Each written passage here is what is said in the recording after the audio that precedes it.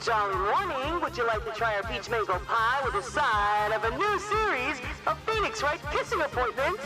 Because if you do, then let's go ahead and get started.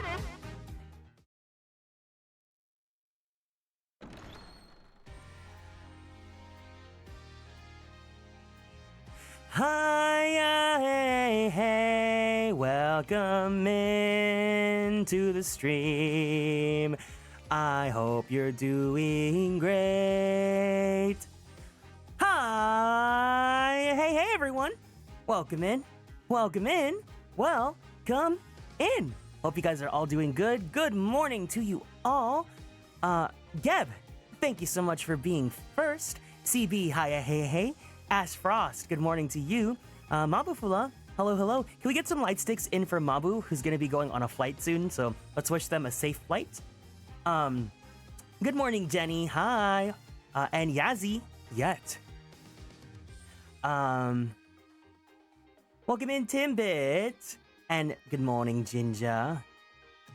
You literally went live the moment I turned on my computer. You're so welcome. How was your day? I'm having a pretty good morning. I went and I got... Actually, it's a bad thing, right? But I made some purchases I might have regretted. Because I went to go get breakfast.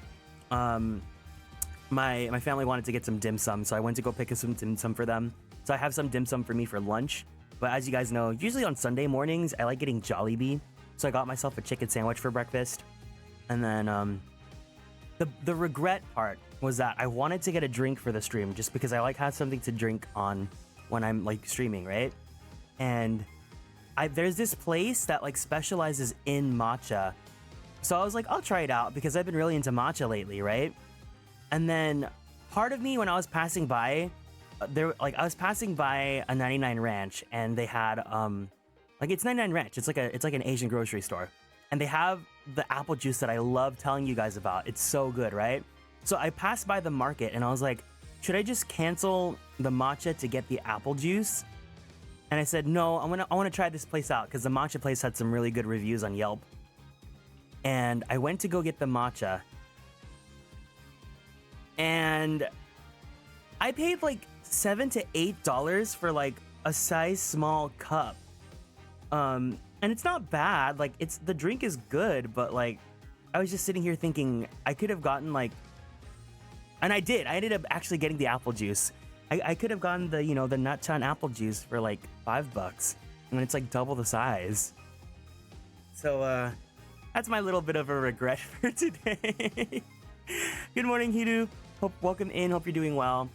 So I ended up getting both. I got 2 drinks. I'm gonna prioritize finishing this matcha first because I have it, but now I'm also kind of like, should I have gotten matcha? Because I got matcha yesterday.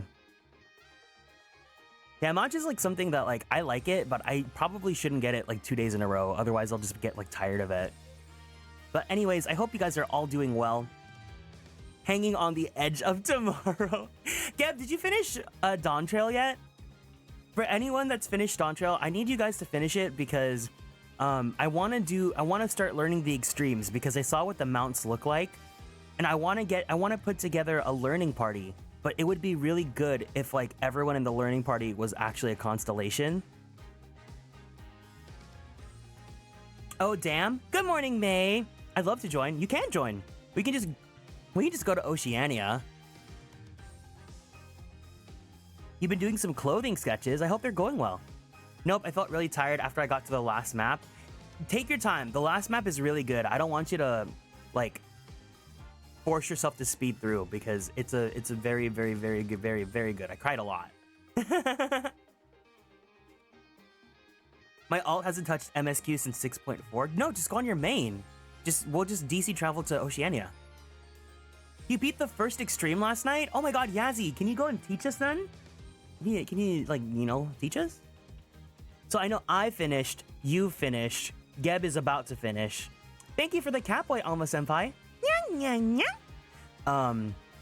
Reisna's about to finish. Mabu and Mumu finished. I think we're like almost at a full party, right? Me. That's like 7. I finished yesterday.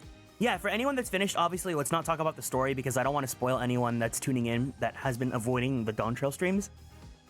But if possible, oh, and then Andrew's finished, so I think we can scrounge up enough people for a full party. But I do want to learn the extremes because I want to get this. I want to get the mounts. But I also want to do the EX dungeons because I haven't done those yet. So maybe I'll schedule a day sometime this week. A constellation static, exactly. Exactly. I mean, it's just extremes though, so it's not as hard as like Savage. But I definitely want to go and do those. So maybe sometime this week. I also need to stream Honkai again soon because the Gallagher banner is going away, and I need to make sure that the alt stream account has Gallagher. So I think I'll stream Honkai either tonight or tomorrow. Actually tomorrow because I wanna play 14 after this. Also, if you guys are available, I've been leveling up Scholar, and it would be really nice if I could level up with like people I know. Because I'm really scared of duty finder parties, especially if like the tank. Because you know. I don't know if my connection to the US works though. Well, if we would do like a cross party, like we would probably meet in Oceania because that's the only data center everyone can travel to at the moment. But either way, we can talk about that sometime. But I hope you guys are all doing well. Today, we are starting Phoenix Wright, Ace Attorney, Dual Destinies. So this is the start of a new game. Really, really, really excited to get to it because Edgeworth comes out at the Edgeworth is out. Edgeworth is a gay man. But the Edgeworth games are coming out in like 2 months. No, 4 months. In 4 months. Yeah, happy Pride Month, Edgeworth. And I want to try and finish all the rest of the games I have left until Edgeworth releases. If I can, I'll try doing 2 Ace Attorney streams a week. But if not, if I don't finish Phoenix Wright trilogy or Apollo trilogy until Edgeworth comes out, that's fine. But I really want to play the Edgeworth games because I've heard they're so good. Kieran is scared of every tank that isn't me. It's true. Well, that's not true because Mumu tanks too, but you know. Oh, speaking of my manager sons, I got to meet. Now I know all my. Well, no, I haven't met Ginger yet. I know almost all my manager sons. I got to hang out with Mabu and with Mumu yesterday. I took them to one of my favorite restaurants, and it was really nice. I love my manager sons. That's so cool. Yeah, I can't wait to meet you too, Ginger. Best for last. I think within the current roster of manager sons minus Reizna, Ginger is the oldest manager son we have. So yeah. It was so good. I'm so happy. Yeah, it's gonna be great. It's gonna be great. Next month is gonna be the time. But we'll talk more about that on the Discord when it's time. But anyways, anything else? What have you guys been up to? You guys have a good weekend? But I was gonna say after the stream, I'm probably gonna log on to 14. So if you guys would like to join me and help me level up Scholar, that would be greatly appreciated. I'm starting to get a hang of it a little bit. I heard that a lot of the convenient quality of life stuff comes at like 78 onward, with like Sacred Soil getting regen and all that. So we'll see. It's still like, I still find it really hard to play, but maybe it's because I'm just so babied because I love Sage. I'm so jealous. I can't believe you went to Hot Pot again for dinner. You suck. Without me. Ugh. Also, if you guys want to answer today's check-in question, the check-in question of the day is, do you guys have any morning rituals or routines to get ready for the day? Oh, you did summertime rendering. But that was from last year, right? Like 1 year or 2 years ago? You're log on to finish 14? Yeah, no, go finish 14. Don't let me hold you up. But thank you for stopping by. Actually, let me go ahead and turn on my AC because it's already starting to get hot. Hey, Google. I can't connect to the Wi-Fi network. You might want to check the connection settings in the Google Home app. What the heck's going on with my Wi-Fi?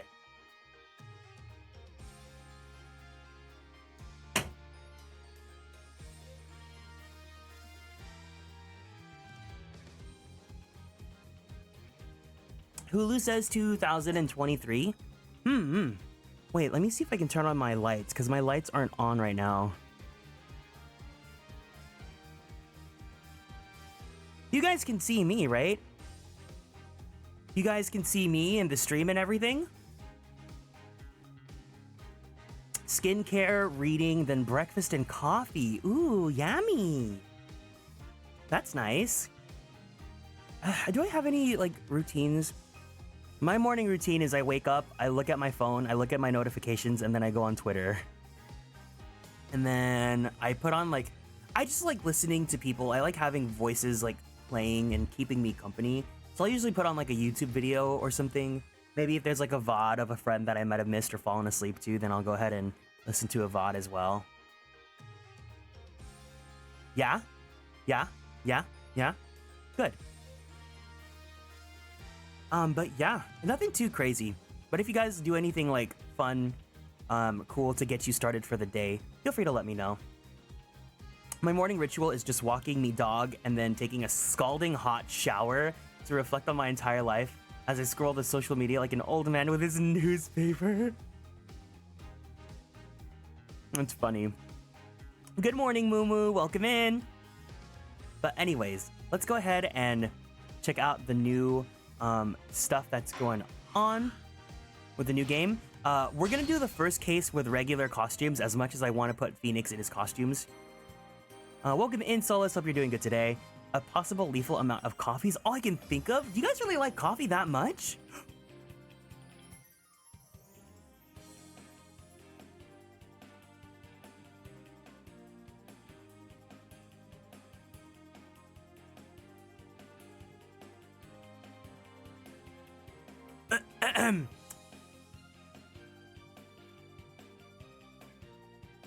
Stop getting dressed and start getting undressed. Coffee and breakfast. You guys really like coffee? What kind of coffee do you guys drink? I don't really like coffee, but if I do have it, I want like the hard stuff. I want Vietnamese coffee, you know?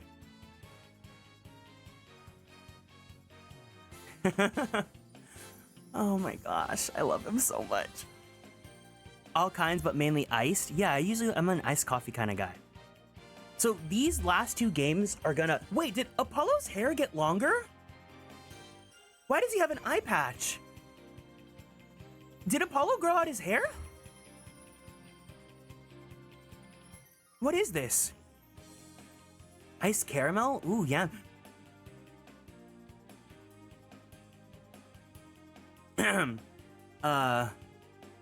Not really, I just need help with being awake. I see. There are some people that like the taste of coffee, and I don't know how I feel about that. Maybe if it's like coffee ice cream. My favorite is cinnamon and vanilla. Ooh, cinnamon vanilla flavored blend? That sounds yummy. That sounds like horchata almost. Good morning, Shmoney. Welcome in. Hope you're doing well today. My morning routine is just clean up and switch on the computer and work until lunch. That sounds like a very common sort of routine. Put in some half and half. Now, why does he have why is he oiled up? Like, why is his cheek and his nose and his lower lip like oiled up, huh? Mermaid morning to you, Lyra. Apollo grew his hair out. So I was gonna say, Dual Destinies and Spirit of Justice are both very long games because there's 6 cases. It's 5 and then the special DLC case. But I'm gonna take my time with them. I don't want to rush through. And of course, if anyone is new here to the Ace Attorney streams, please know that I'm playing through the entire series blind. And I know that there are some people that are gonna be very enthusiastic and want to really itch in to see reactions or things like that. Please understand that I want to go through this blind and I want to fumble and make mistakes on my own until I'm begging and crying and kicking and screaming. So please don't offer any advice or backseating or any fun facts or anything like that unless I'm literally begging for it. You guys will know I will be fine. But please respect that. Just because it's the start of the stream, you know? It's a bit reminiscent of horchata, yeah. I brought some to Mumu when I flew down. I got him hooked too. Oh, sounds so yummy. The morning ritual is to slunk out of bed and make something to eat and do some drawing practice. That's good. Getting some drawing practice in the morning is really helps get your hands limber for the day. Beg for help. Glock sound. Or else.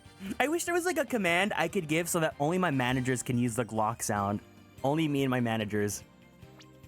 But anyways, there are costumes that can be used in the game.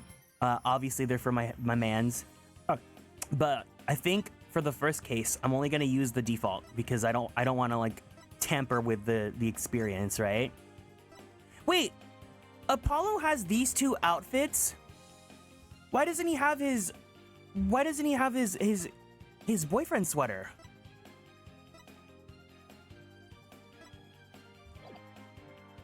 Also, there's something specifically about Dual Destinies that just feels very, like the music, it reminds me of, like, what do you call it? Like news anchor themes? You know, like tonight on Ace Attorney Dual Destinies. Something like that, right? So you have episode 1, Turnabout Countdown. Episode 2, The Monstrous Turnabout. Episode 3, Turnabout Academy. Episode 4, wait, is that stinky ass Clavier? Blech. Oh, this one's gonna ruin me. This one's actually gonna ruin me. But we'll talk about that when we get there. Turnabout for tomorrow. Turnabout Reclaimed. Why do you hate Clavier? He's just always farting whenever I see him. But anyways, this one's interesting. We'll see how this goes with the first trial because I'll hold my thoughts until we get started. But let's go ahead and do this. Phoenix Wright, Ace Attorney, Dual Destinies. This game is 10 years old now?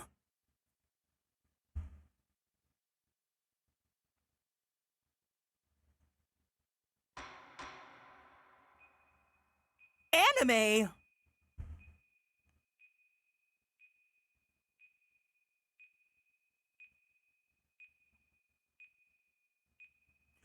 Wait. Oh no.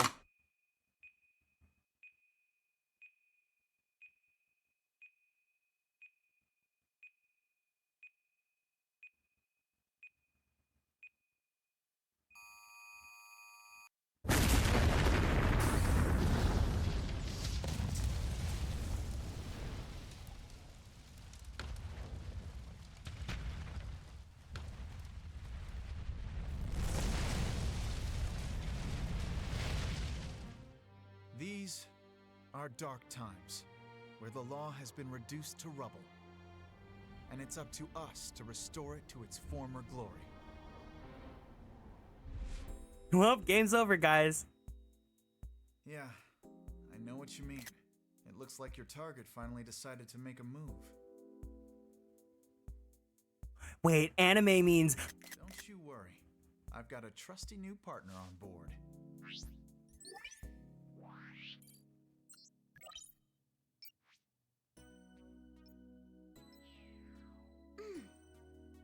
Done.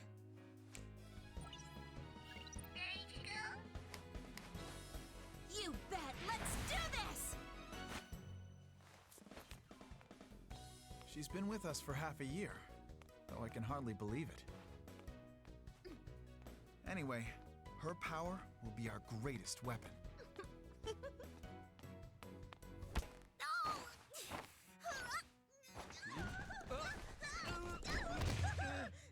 Are you all right, miss? Oh my god, girl failure! Yeah, it's for this very reason I returned. Oh. Time to bring it to an end.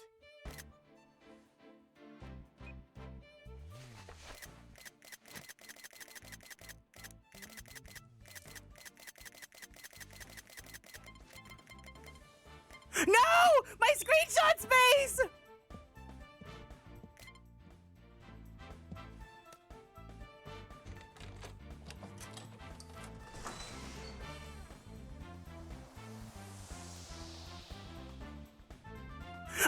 I can't, no, I need to, oh god, I gotta clear. Filter, what am I gonna get rid of? What am I gonna get rid of? I'm sorry. We have to do this. We have to do this. I have to do this. I have to do this. I have to do this.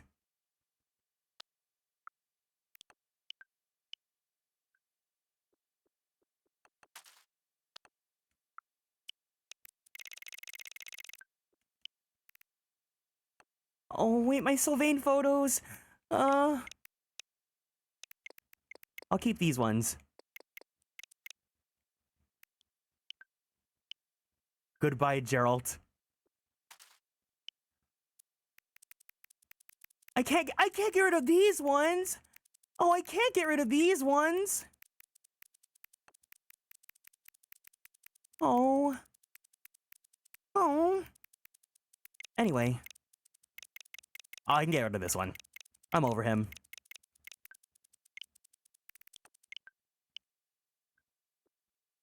Oh, these might have been supports where Sylvain was just being bisexual.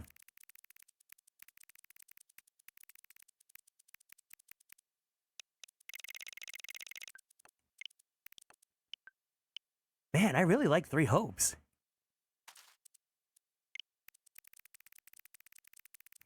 So this is gonna be a new game plus, delete.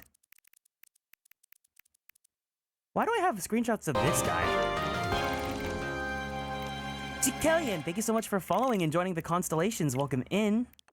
I'm sorry, lesbians. I have to delete Mercedes. It had to be done.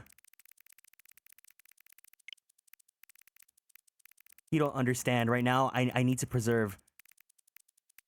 I'm so sorry. I'm so sorry. How many screenshots are there? Three Hopes currently has 1,089. But SD cards can apparently only hold up to like 10K photos. I didn't even stream Three Hopes. This was just me screenshotting from myself. So you guys, now you guys know that this isn't just me doing it for the stream. This is literally just who I am. I have to get rid of my Sedith photos. I have to get rid of my Sedith photos? I'm sorry, lesbians. I'm sorry, lesbians. I'm so sorry, lesbians. I'm so sorry, lesbians.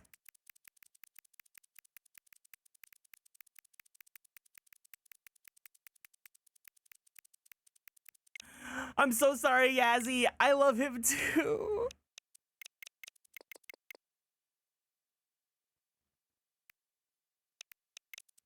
I'm so sorry, lesbians. I'm so sorry, lesbians. Not like this.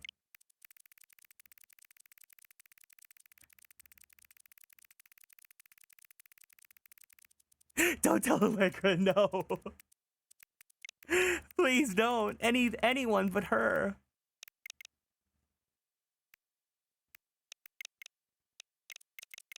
I'm sorry, twink lovers. Oh wait, this is funny. We need to see Mercedes hold a spear.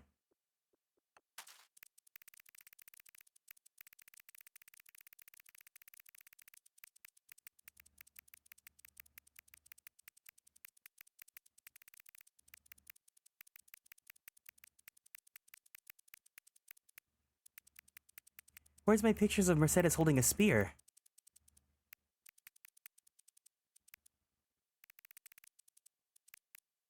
This is the modern day burning of the library of Alexandria.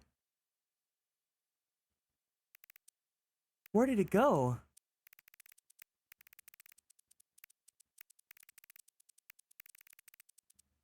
I got so much mileage out of this picnic tea party.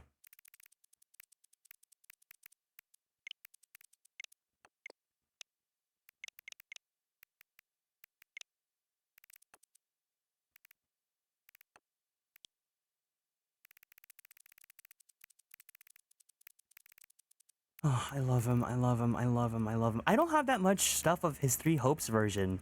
Three Hopes didn't really get that much merch, unfortunately. An unpopular opinion, I love his Three Hopes hair.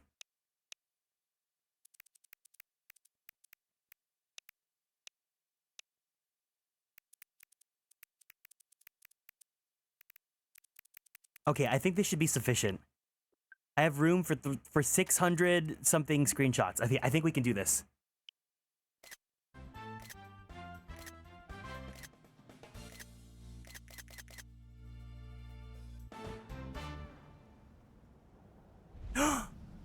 Ooh, okay, edgy, edgy, edgy. Oh, the Apollo girlies are eating.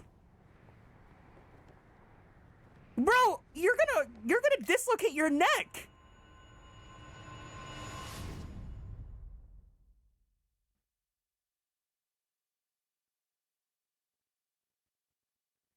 Episode 1, Turnabout Countdown.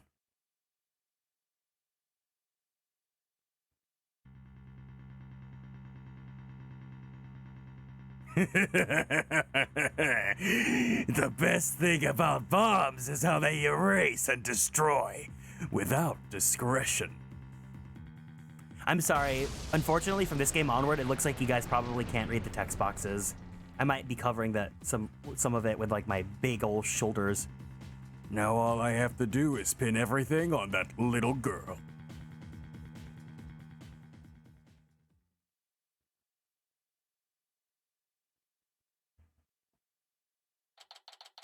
December 17th, 9:22 a.m. District Court, Defendant Lobby, number 5. Wait, can I make the text fast?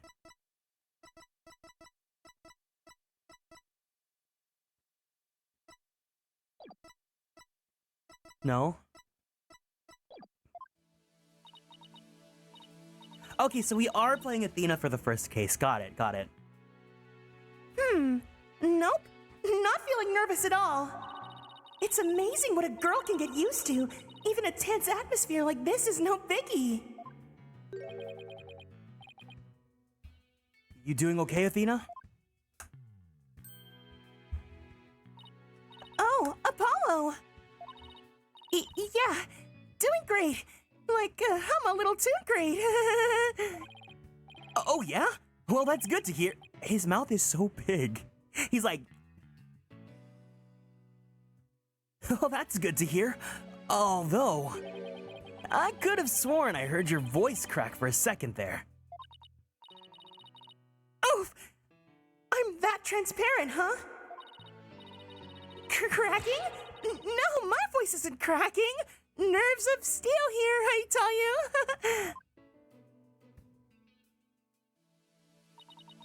This is Apollo Justice.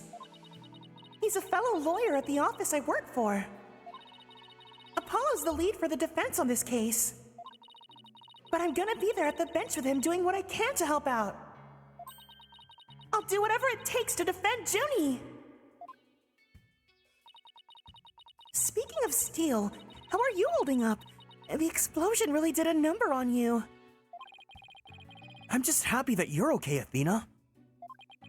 Although, I can't pretend I have no connection to this case. That's why I'm gonna see it to it that Juniper's name is cleared. And I'm sure you feel much the same way.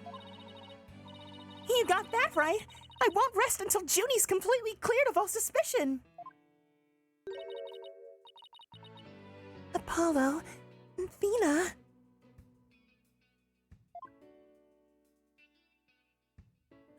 Bye, Gab. Thank you for doing this for me. Junie!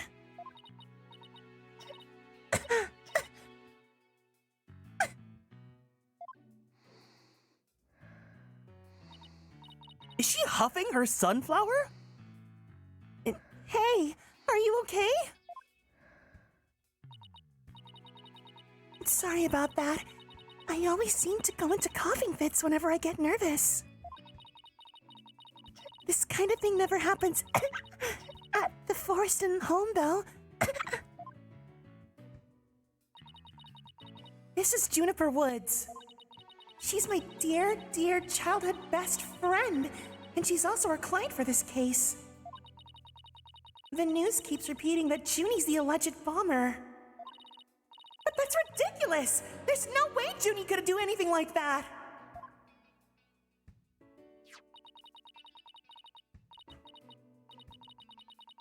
I brought you a little snack, Thena. Just a little something from my garden. Hey, thanks! So, is this an orange or a tangerine? It's an orange. My grandma says that orange is the color of strength and endurance.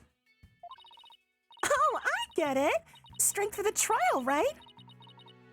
Oh, Junie, you're always so good to me. Oh, let's go, lesbians! Jeez, look at me, standing here clutching an orange to my chest with tears in my eyes. Well, don't you worry. We'll be so powerful in there, they won't know what hit him. Right, Apollo? Yeah, that's right. Come what may, this is one trial. We just can't lose. Ugh. Apollo! Apollo! Ugh.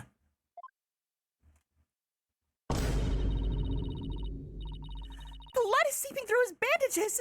One of his wounds must be reopened. At this time, he was trying to put on a brave face, but he was really overdoing it.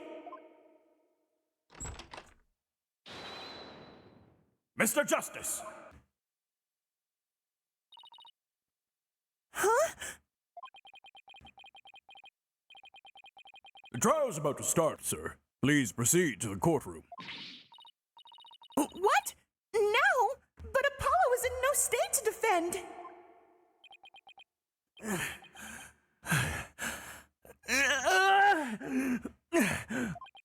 I have to defend Juniper. What are we gonna do? The trial's about to start with or without us. There's only one other option I can think of at a time like this. But even if I called him now, he'd never get here in time. No, wait. There's something else I can do.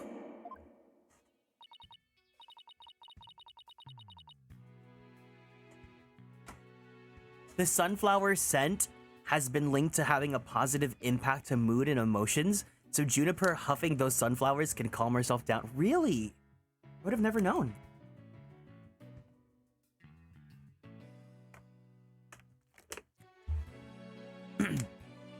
Apollo, give me all the evidence for this case. Uh-huh? What are you gonna do? Bailiff, Yes, miss? the defense would like to submit a substitution of attorney petition. Thena! You're not seriously. I have sunflowers in the living room. Wait, no, let me. Can you huff sunflowers? Maybe huff isn't the right word. What happens if you sniff sunflowers?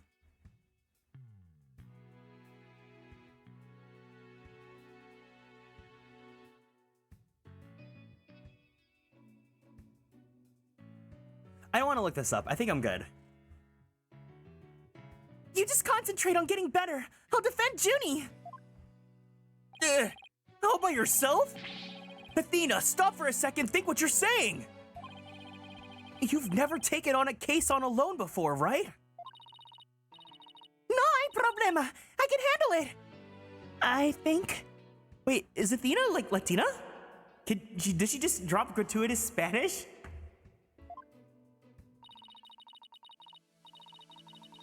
But I guess it's really up to you, Junie. Would you be okay with me taking it over? Sure. I believe in you, Thena, and that's enough for me. She drops gratuitous everything? Oh. You're worried for me, aren't you? To be honest, I'm pretty nervous too. It should be our headcanon that she's Latina now. Oh my god, Latina queen. I think my heart might just burst out of my chest. But you're in no shape to stand at the bench right now. So you'll just have to leave it to me.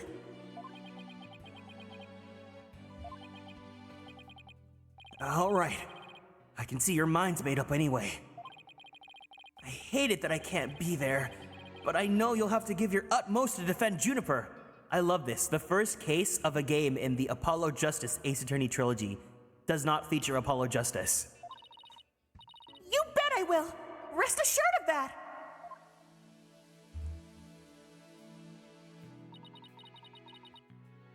My name is Athena Sykes. I'm still just a newbie, but I'm a lawyer. Mrs. Only the second time I've taken up the lead in a defense case. It'll be the first time I stand up there alone, though. But I have to do this. And I'm definitely not gonna let anything happen. And I'm definitely not about to let anything bad happen to Junie.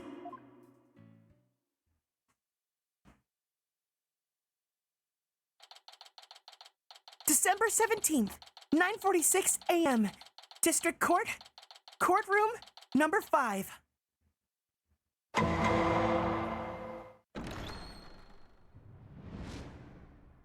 Day 1. Court is now in session.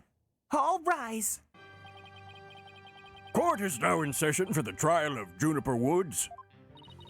The defense is ready, Your Honor. The prosecution is also ready, Your Honor. And what is the meaning of this? I was under the impression that Mr. Red Monkey would be my opponent today. Yes, well, a substitution of attorney petition was submitted just a few moments ago. Due to the explosion in the courthouse yesterday, Mr. Justice is unable to continue. I see. Not at all surprised to use that as an excuse to run away. With me as an adversary, who wouldn't want to feign illness in order to escape? What? The nerve of that guy! I'm gonna give him a piece of my mind! Well, I would if I wasn't so nervous. This arrogant...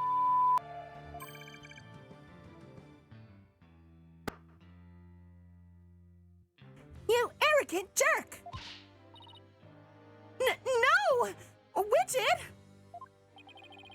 Is my hearing getting worse? I could have sworn I heard the defense say something just now. The arrogant what? The arrogant jerk. Welcome in, Karu. Welcome in, Princess Emily. No! You didn't hear anything at all! Especially not from me! How odd. I could have sworn I also heard something. Oh, that would be my indispensable partner, Widget. This is our Maya, the necklace. He sometimes blurts out what I'm thinking. Well then. If that's the case, then it's a clear contradiction to what you just stated. A contradiction? You just stated that you said nothing. However, if that device of yours says what you are thinking... actually... Then you indeed said I was, what was it, elegant at work. Ah! Actually, it was arrogant jerk! Kirby Kong, thank you so much for following and joining the Konstellations. Welcome in. At any rate, what does it matter if it's a red monkey or a yellow monkey facing me? No fresh out of law school rookie can defend this witness. Mr. Payne, I believe that's enough. Let us get back to the case. Of course, Your Honor. I'm more than ready to show this little girl why they call me the Rookie Humiliator. I knew it. He really is an arrogant jerk. Arrogant jerk. Miss Sykes, if you continue to insult the prosecution, I will remove you from this court. I'm very sorry. It was just a knee-jerk reaction. Wait, let me add the robot voice to my Stream Deck Plus. Okay. Now then, Mr. Payne, your opening statement, if you please. Oh, thank you, Your Honor. Now then, the incident occurred yesterday here at this very courthouse in courtroom number 4. At the time, the trial for a certain bombing was being held in courtroom number 4. Oh, yes. I was presiding over that trial as well. And Mr. Justice was there as the lawyer for that offense. A bomb that was being presented as evidence suddenly went off during this trial. A bomb executed by none other than Nicki Minaj. It was a terrible incident, and courtroom number 4 was completely destroyed. Fortunately, we were able to start evacuation procedures before the explosion occurred. Just a few seconds more, and it would have turned into a horrific loss of human life. Exit is no! But there was, in fact, one death, was there not? That is correct, Your Honor. When courtroom number 4 was examined after the blast, the body of Detective Candace Arm was discovered.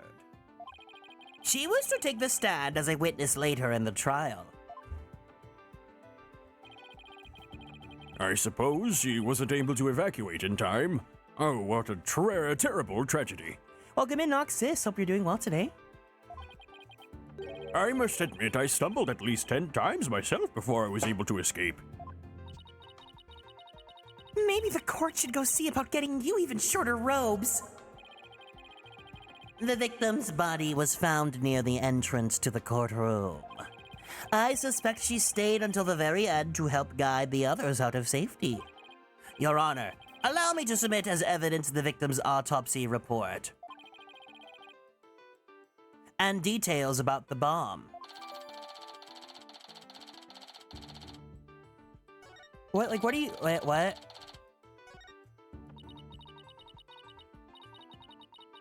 Yeah, I don't get what that, I didn't get that joke, but anyways. Okay, I know how this works. All evidence for the trial is filed in the court record. When I want to check something out, I just use the R button. I'd better take a peek later. Now then, please call the accuser to the witness stand.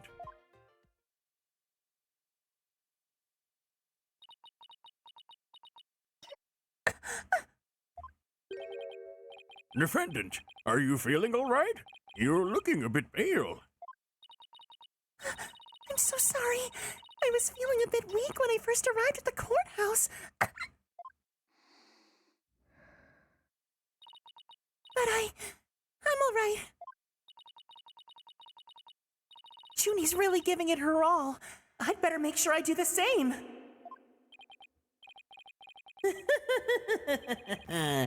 If you could please proceed. Your name and occupation, defendant. Juniper Woods. I'm a high school student.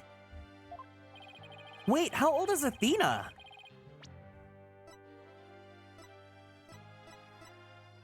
Apollo's only 23 here? Apollo Justice, age 23. Another lawyer at the office. He's passionate about the law and hates about anything that's just not fair or just. Juniper Woods, age 18. Our client in this case. We've been friends since childhood. A sweet girl who loves nature. Wait, is Athena 18 as well? Or I thought she was like 21. I thought she was like just out of 22, just out of college. Gaspin Payne, age 55. The prosecuting attorney. He just seems to exude a pleasantness. 18 to 19 for Athena. Really? God, they debut them so young. It's just like K-pop girlies. Candace Arm, age 27. The victim in this case. A detective who was heading up the investigation into a bombing incident. Wait, we can't look at the attorney's badge?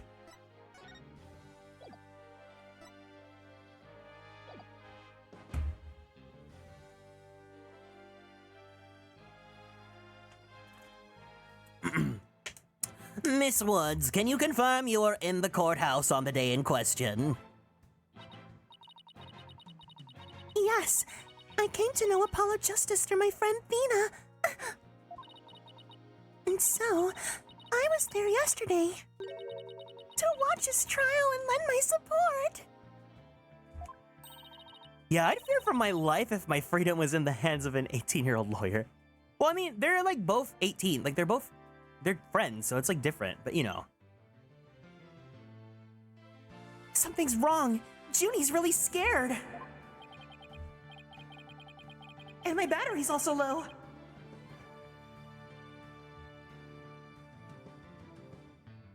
Where's my charger for my...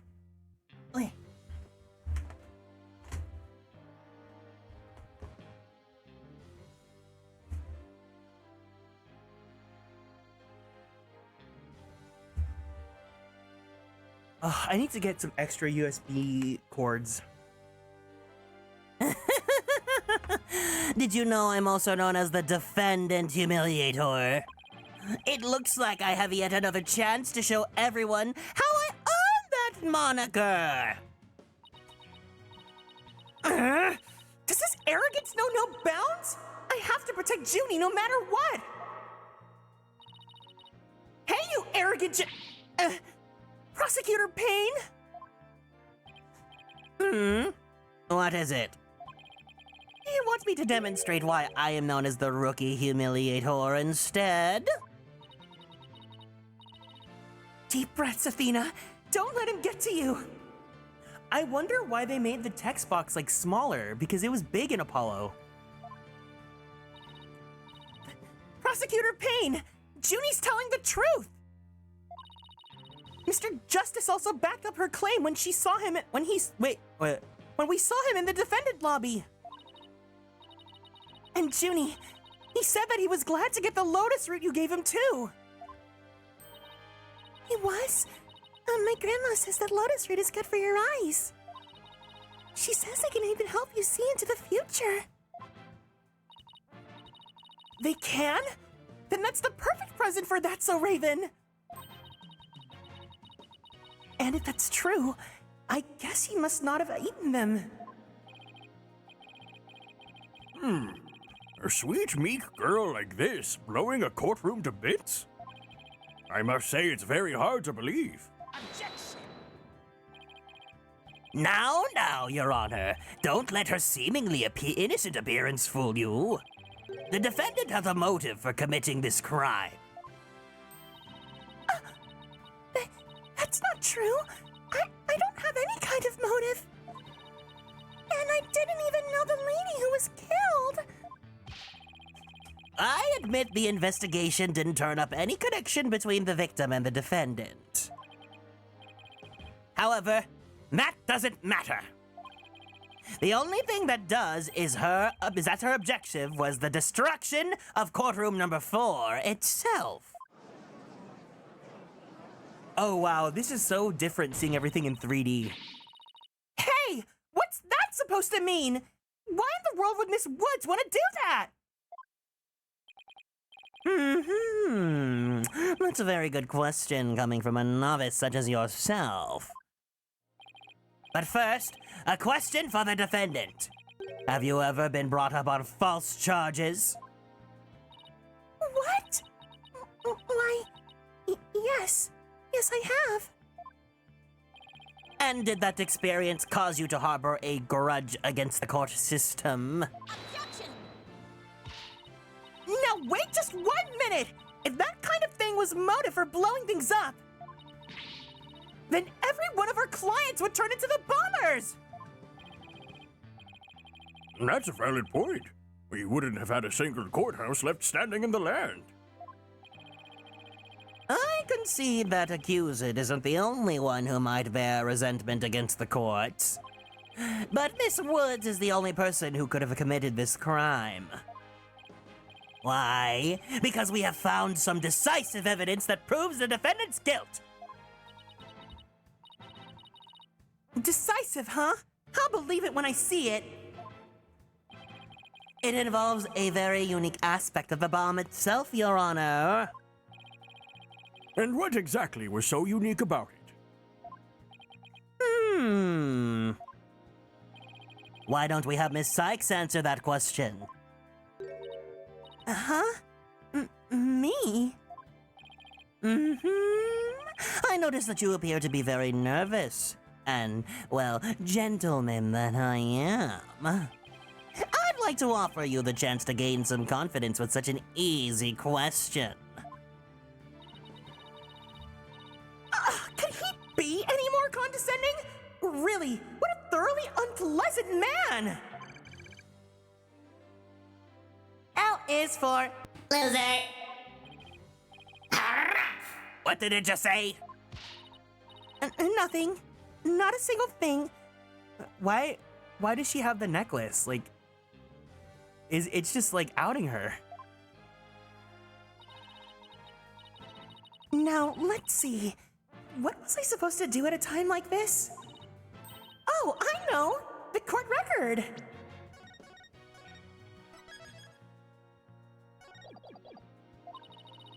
The information I need is somewhere in the court record. All right, Miss Sykes, let's hear your answer. What was unique about the bomb that blew up the courtroom? Was it because it was...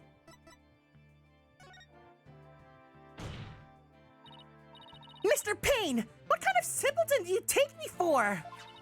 It was stuffed inside a stuffed animal! Its evil intentions covered up by a cute exterior! Very good. Have a cookie! The bomb that went off in the courtroom was indeed hidden inside a stuffed animal. How do you like that? Not that, huh? I am fine! Just like I said from the start, I can do this! Yes, as I recall, the bomb was inside a stuffed animal the whole time. I never even got to take a look at it. But what connection does this impish elephant have with the defendant? The answer to that question lies in another piece of evidence, which I have here. And what, pray tell, is this? It appears to be a little singed. It's a tail, Your Honor. The tail of a poor victim of the explosion. This is incredible! Are you saying that it's Detective Arm's tail? Your Honor is very close, but no. It belongs to the stuffed animal. It's called the Phony Fanty. A rather unpleasant name, if you ask me. He's the mascot for a campaign to eliminate false evidence and false charges. Are we bringing this up again? Are they really gonna go back to this? Are they going back to that point about Phoenix? Exactly. His motive is phony evidence is just trumped up. That's so wrong on so many levels.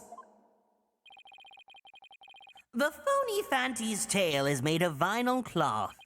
And we did found something very interesting on its surface. The defendant's fingerprints. What? The Phony Fanty provided the prosecution with all the evidence we needed. It clearly proves that the accused handled the bomb.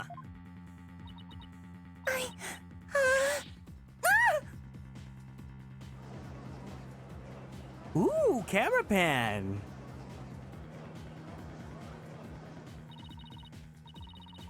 But that doesn't make any sense! Why would Junie's fingerprints be on it? That does appear to be pretty irrefutable evidence. The court accepts this into evidence. Phony Fanty tail. Miss Woods, do you have an explanation for this? I don't understand. How about you, Miss Sykes?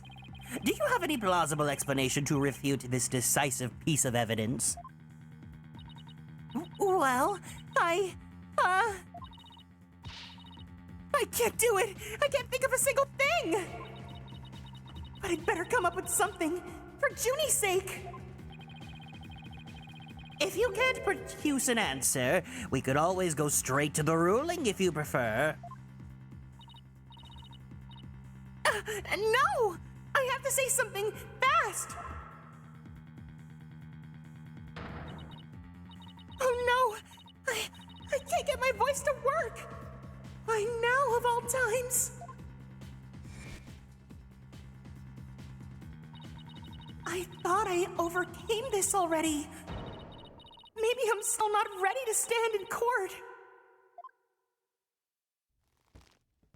Anime!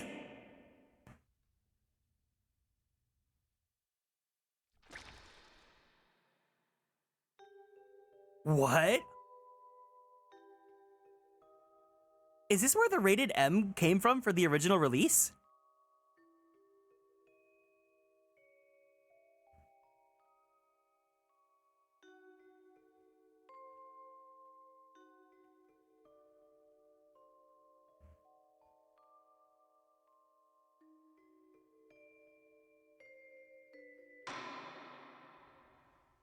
As you can see, there is no room for debate.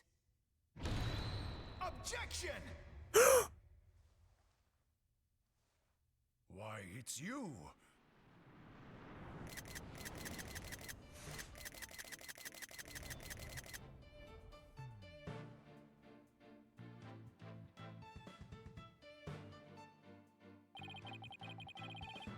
Sorry it took me so long to get here, Athena. Apollo explained the whole thing to me over the phone. We got faked out? Rip Athena Oh no! We're not even Athena for a whole case! He asked me to come and help you out in his place. Thanks for coming. I hate to admit it, but I was having a real rough time on my own. Oh, I don't know. I think you were doing just fine, all things considered. And you hung in there, giving me enough time to get here. Now let's turn things around. Athena, the Latina girl failure you are. You got it, boss. Look who showed up out of the blue. If it isn't Mr. Phoenix Wright, you always manage to surprise me. Your Honor, Mr. Payne has called for an early ruling. But I believe there are still many things that need to be deliberated. How did Miss Woods' fingerprints wind up on the stuffed animal tail? How was the bomb even detonated? Until these questions are answered, I assert it's impossible for a fair ruling to be made. Do they explain how he gets his license back? Because, like, they don't really do that at the end of Apollo. You are absolutely right. Athena reminds me of a banana, maybe the yellow, or that the front bangs make it the banana silhouette. Oh my god, Kiro Style, hi! It's my best friend! You'll find out later? Okay, cool. Let us continue from where we left off. I assume you have no objections, Mr. Payne? None at all, Your Honor.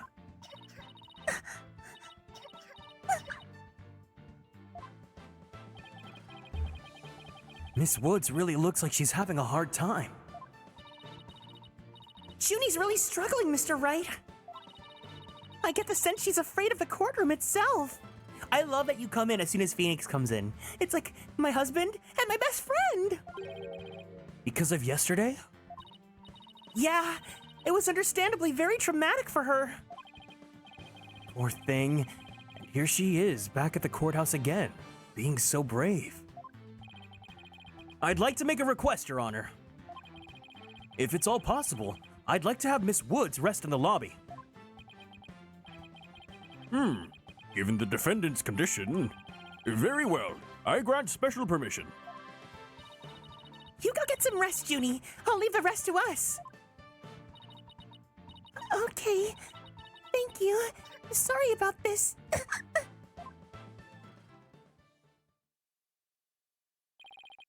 Phoenix Wright. I've been looking forward to meeting you. It's been a while, Mr. Payne.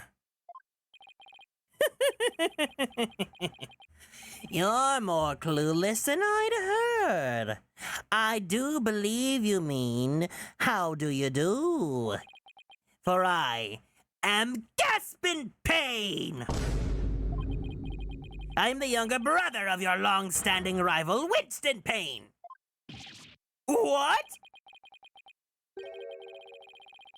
Long-standing rival? When were we ever rivals, let alone long-standing? Ugh. Everyone's mouths in this game are so big, and for what?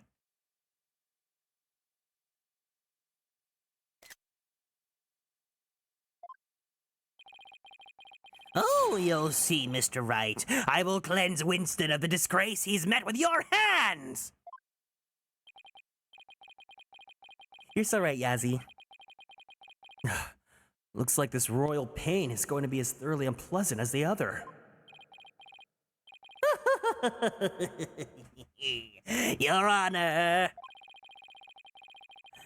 Welcome in, Tsuki. The prosecution would now like to call a decisive witness to the stand. This witness will testify as to how the accused detonated the bomb in the courtroom. Very well. Please call your witness, Mr. Payne.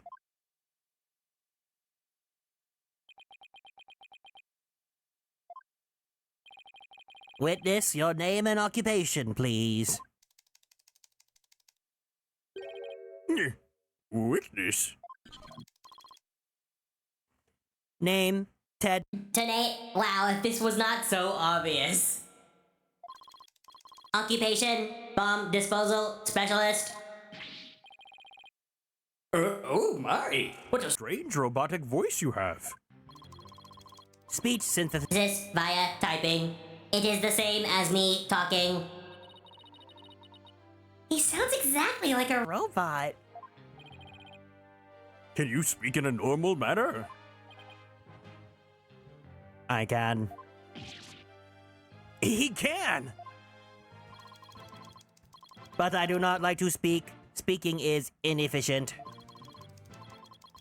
Energy expenditure. Speaking over typing. Understand? Where did I? Witness? Mr. Tennate was in charge of the bomb for that trial and was there when it went off. Being a bomb squad specialist, do you have any relation to the victim? Negative. I first met the girl while on this job. Many people are employed by the police. I know only a fraction of them. However, I was shocked when I first discovered the body of the victim. Shocked?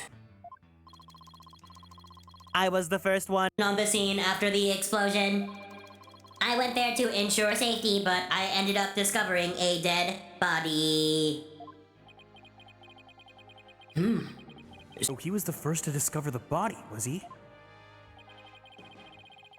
He's here to testify about the circumstances surrounding the moment of the explosion. Very well. The court will hear Mr. Tenate's testimony. But at the very least, show this court some respect and remove that face guard, witness.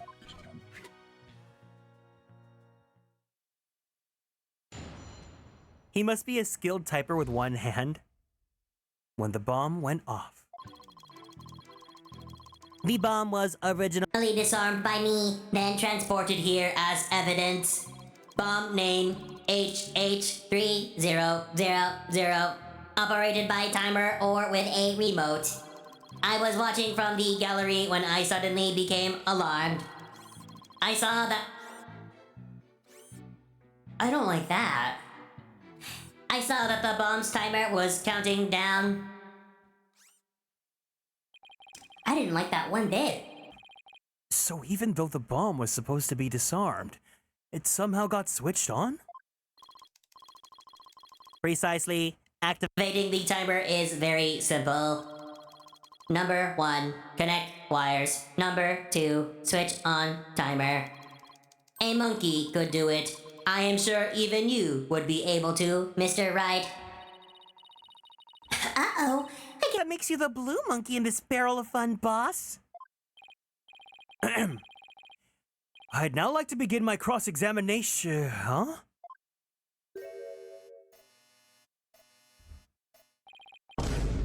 Mr. Tennate! What is that? HH3 000, aka a bomb. A bomb? Great googly moogly! Yeah! Mr. Tennate, I demand that you disarm it this instant! Disassembly complete.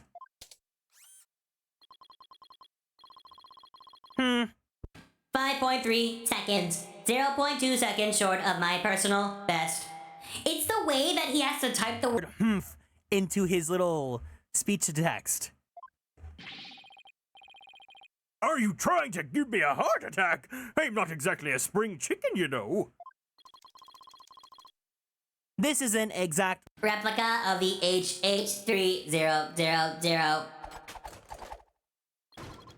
It is used to practice disarming bombs.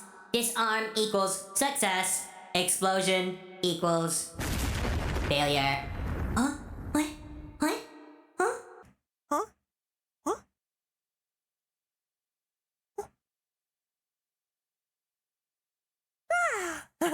Thank you for the doty again. And take care, Ginger. Thanks for hanging out. An exact replica of the bomb that exploded, is it? Or so that's what it looked like. I submitted a photograph of the real bomb taken just before the trial. Dimensions: 10 inches height, 10 inches width, 10 inches diameter, weight 12 pounds, a perfect replication. Your bomb does appear to be A very good copy indeed. Will be lurking while I sleep? Yeah, go get some good sleepies. Yes, however, I could not replicate the detonation mechanism. It has a very puzzling wiring setup. It is regrettable I could not replicate it. Witness, that's enough! There's no need to replicate anything here.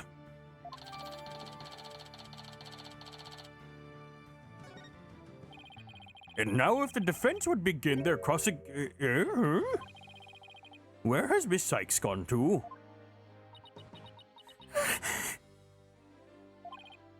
Athena, you can come out now. Okay, Mr. Wright, let's get to work. I guess you were pretty scared, huh? What? I don't know what you're talking about. She was about to bolt. Hey, put a sock in it, widget! Ah, as transparent as ever. Now, let's see. Where were we? Wait, okay, now that I have her here. Lynn. Wow, it straight up really is just the same design. That's so crazy. They really liked this character design that much?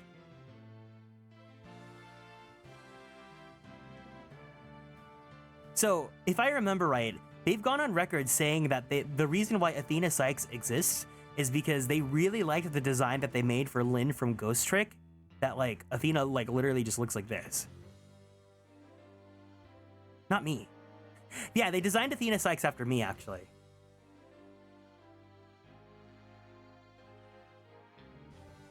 Interesting.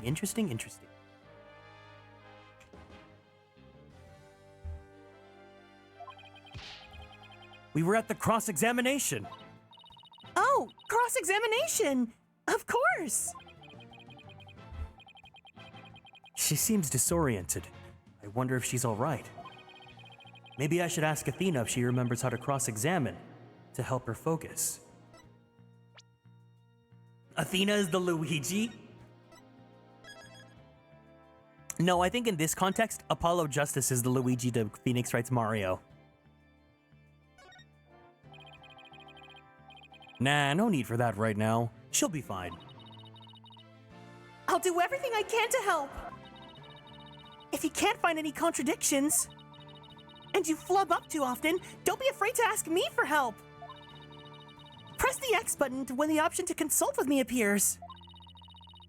And I'll let you know where I think the suspicious statement is. Sounds good. I'll be counting on you if I get in a bind. All right, it's cross-examination time.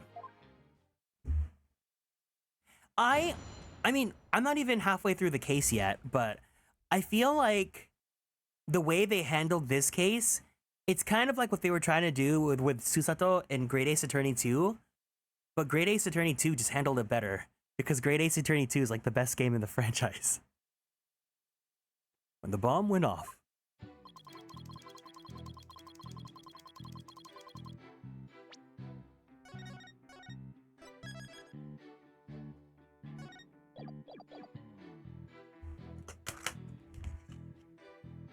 Hold it!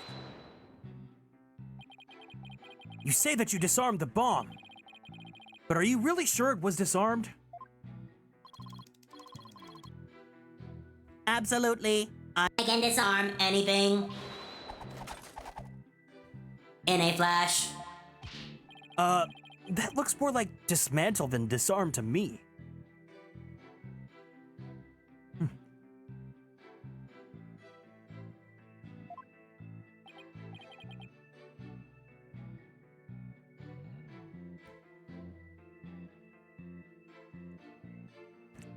Oh, pardon me.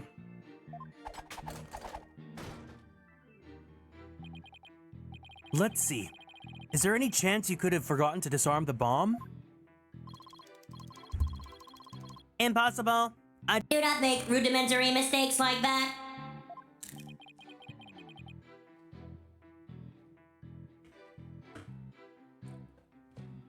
They say to err is to human.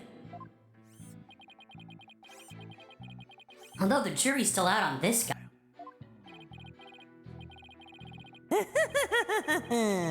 If you must know, Mr. Wright, according to the court's own records, the fact that the bomb had indeed been disarmed was officially confirmed.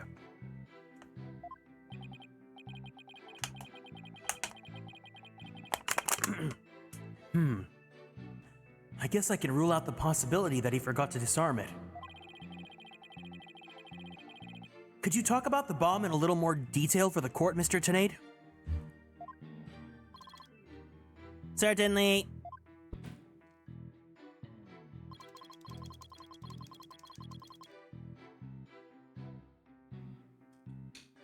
Hold it! What was the approximate size and weight of the bomb? Dimensions. 10-inch height, 10-inch width, 10-inch depth.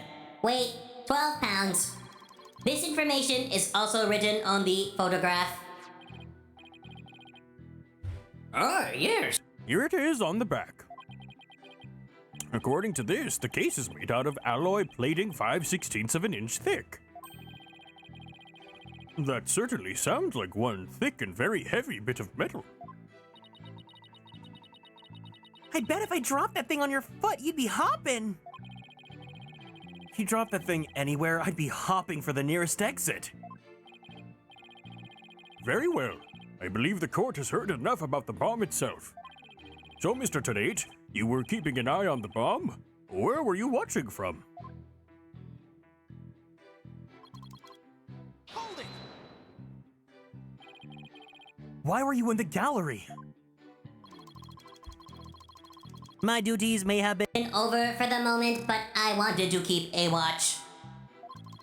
Even though the bomb was disarmed, you can never be too careful.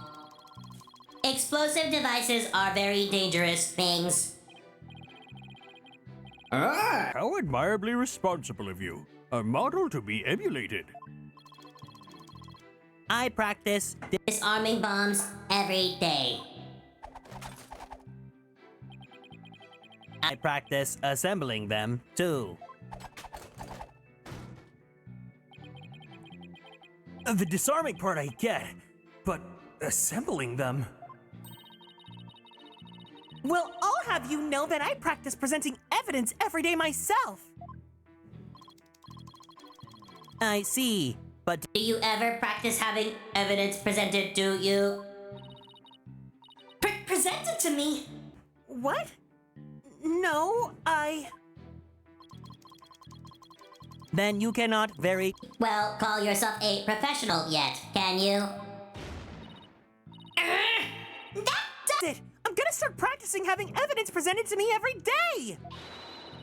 And you'd better drink some coffee, boss! We're gonna be pulling an all-nighter! I don't think that will be necessary. Or worth either of our time. Wait, is Phoenix now? Oh, he's not here any... He's like in his 30s now, isn't he? Apollo Justice, age 23.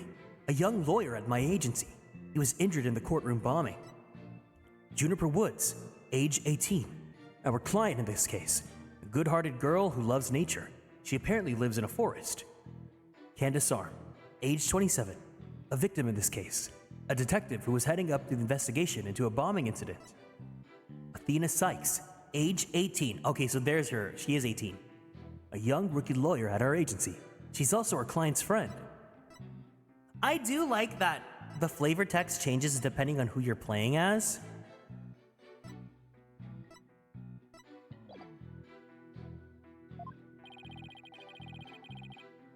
So, Mr. Tenate, what did you witness from the gallery? Hold it! You saw it coming down clearly with your own eyes? I'd hardly think a timer as small as the one on this bomb could be seen from the gallery. These goggles help me see very small things clearly from very far away. I can even see what you had for breakfast by looking at your tie. Why do I suddenly feel like a bug under a magnifying glass? I guess it's possible he saw the timer if he was wearing those goggles. I'm not so sure. There's something that just doesn't sit right with me. I don't think I follow. The bomb was completely hidden inside the stuffed animal. So well concealed, in fact, that it didn't even look like a bomb at all. So you're trying to find testimony that conflicts with the evidence, right? That's right. Listening carefully to Mr. Tenate's testimony is just the first step. After that, it's a matter of taking a look at any evidence that seems relevant. Remember that you'll open the court record when you go to present with the R button something. If you find evidence that conflicts with the testimony, use the X button to present it. Let's see. This testimony is about when the bomb went off. So I think that the state it was in at the time would be pretty important. A bomb that didn't look like a bomb because it was inside a stuffed animal, huh?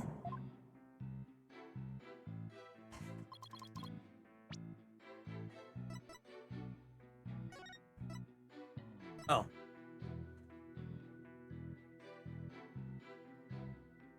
$8.58?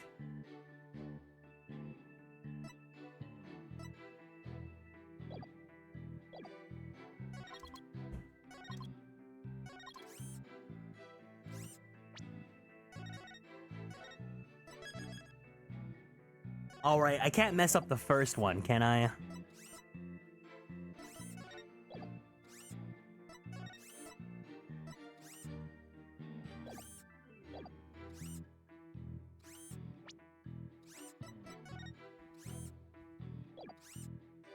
Objection! So you say you saw the bomb's countdown, is that right? Of course, I Clearly saw it counting down to 0. And I say... You're clearly lying! What are you talking About... There's no way you could have seen the bomb's timer! After all, the bomb was concealed inside the stuffed animal. Mr. Tenate, how could you claim to know the bomb was about to go off when you couldn't even see the timer? Hi, hey, Blue Moss. Okay, I need to this is my moment. So, you guys need to see that I'm like a little bit obsessed with Phoenix, and I really his nose just looks so cute.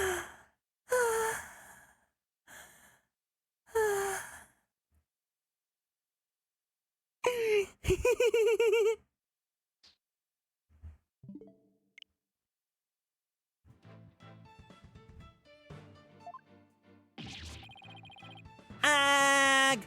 But that.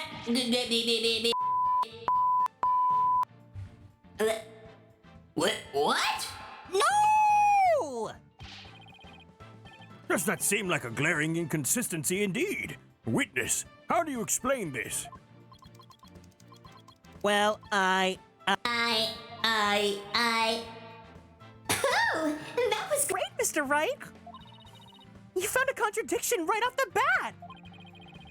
always remember, Athena, when you find an inconsistency in a witness's testimony, there was always a reason behind it.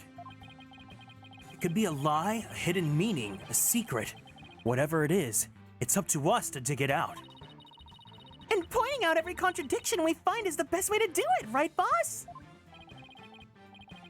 Now the question is, what can we dig out of Mr. Tenate? Well, let me see. No, there must be some mistake. Oh, yes, of course. I remember now. The sound. I knew because of the sound. Sound? What Sound. When the timer up. This type of bomb is switched on. It beeps softly. Beep, beep, beep. It is the sound of the bomb counting down. A beeping noise, you See? I suppose it would be possible to notice that, even with the bomb inside the stuffed animal. I simply made a Mistake. My bad. How in the world did you hear such a tiny little sound from all the way up in the gallery? Listening for the sound Sound of a bomb's timer is an integral part of my work. I constantly undergo training so that I will never miss it. I hardly think training would help you hear something so soft from so far away.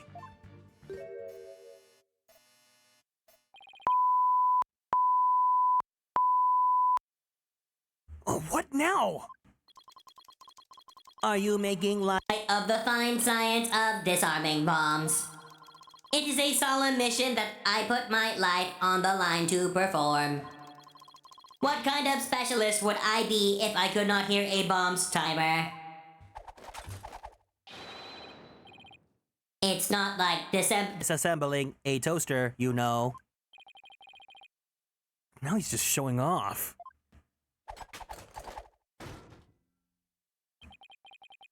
You keep asserting that sound was too tiny to hear, but the only tiny thing here is your skill as a lawyer. Being mistrustful is not an attractive quality, you know. You wouldn't know what attractive is, you ugly little fuck. You're probably featured in you don't even know because you're so ugly, you're so twisted, this hair is so whack, your glasses are bought from the 99-cent store. Get out of here. Don't ever talk to him like that. And you're just overflowing with attractive qualities, aren't you? Or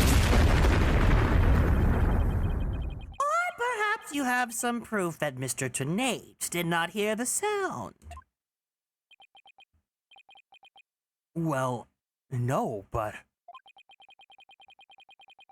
it still seems totally suspect. But it's gonna be really hard to prove that he didn't hear something. If I have this correct, the prosecution's argument is that someone reactivated the bomb before it was brought into the courtroom. What I don't understand, Mr. Payne, is why you believe that person is to be Mrs. Woods. Oh, that's simple, Your Honor. Mr. Tenate happened to be there when it happened. He was there when the defendant rearmed the bomb. What's this now? It happened before The trial started. It was when Detective Arm and I were transporting the bomb.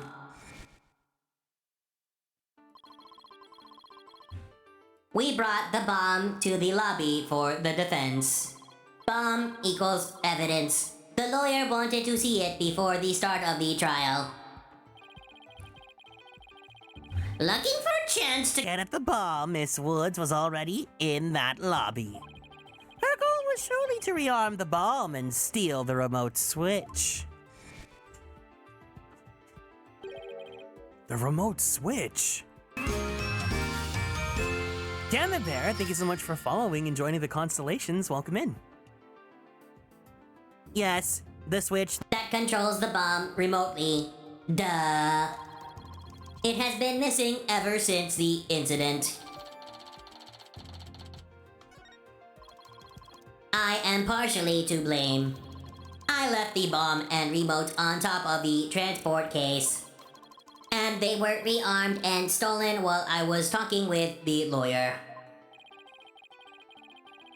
The defendants then used the remote from inside the courtroom to start the timer. Objection! How can you assert so unequivocally that the bomb was rearmed in the lobby? Objection!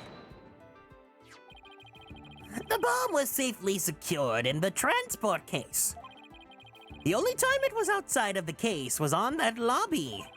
Therefore, that was the one and only opportunity anyone had to meddle with it. Someone other than Mr. Tenate could have opened the case and taken the bomb out. Impossible. The transport case is assigned exclusively to me. Do you see this number here? That is my identification number. And I have the only key that can open this case.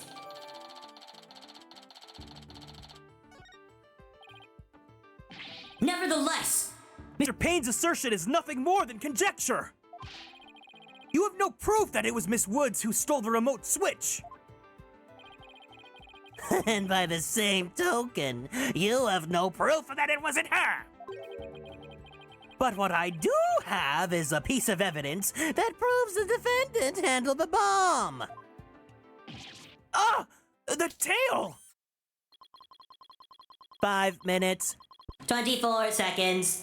2.3 deciseconds. The defense's advantage lasted a mere 5 minutes. Talk about rotten hand. As long as they have her fingerprints as their trump card, I'm at a big disadvantage.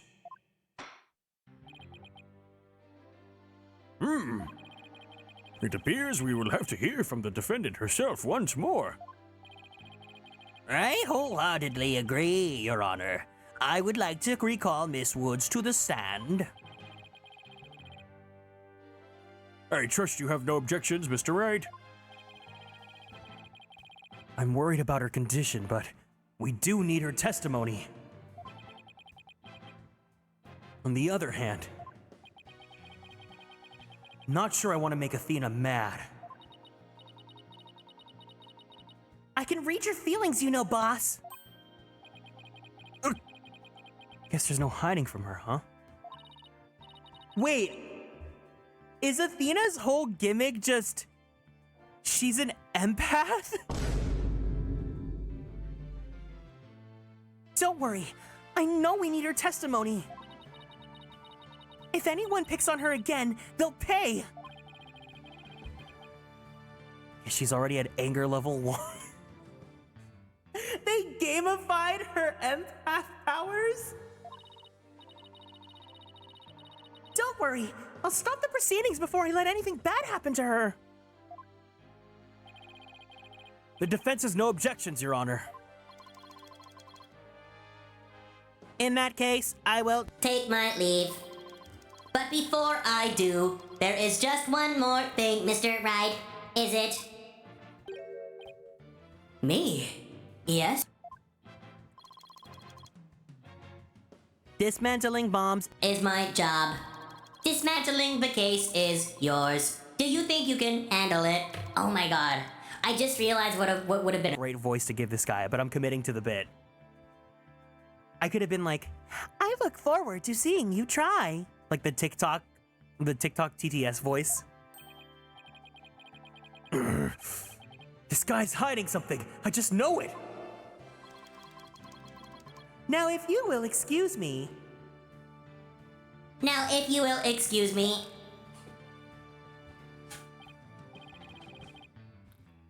Bailiff, please go to the lobby and bring back the defendant. No, I don't want to do that. I've committed already. Junie! Hi, Athena.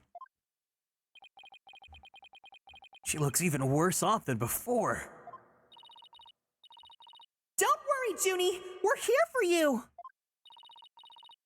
Thanks, Athena. I'd like to see you try, Sasuke. You blew up the courtroom because you bear resentment against the courts, correct? No, of course not. What's that you say? I can barely hear you. I haven't done anything wrong. This prosecutor's scary. Objection! What an impudent little girl. Stop acting innocent and tell the truth. Oh, this is getting ugly. You rearmed the bomb because you wanted to blow up the courthouse. Admit it. And why you went to the lobby where Mr. Justice was, isn't that right?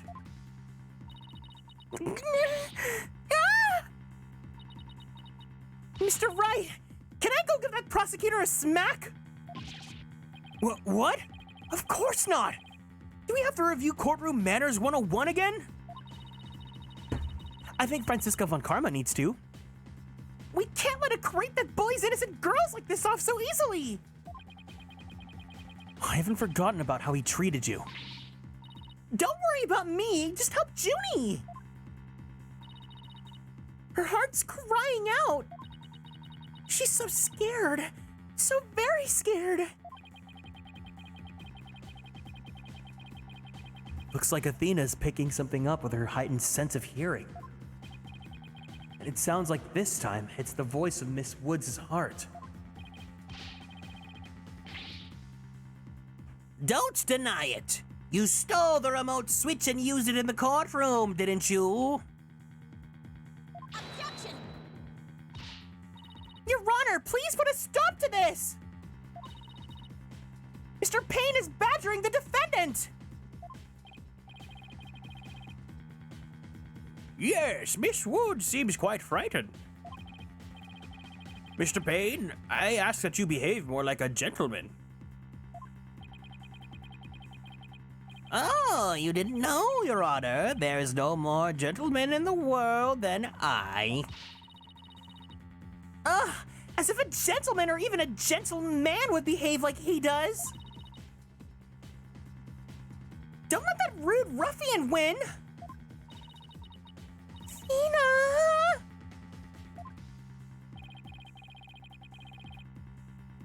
How dare you call a gentleman such as I a rude ruffian? I'll have you know that I attended a manners class every Saturday.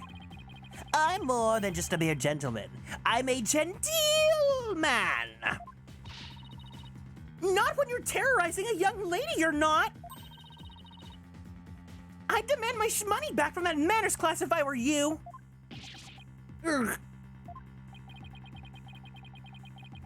should probably be the adult here and stop the two of them, but... Mr. Payne, that will be enough. Certainly, Your Honor. No further questions.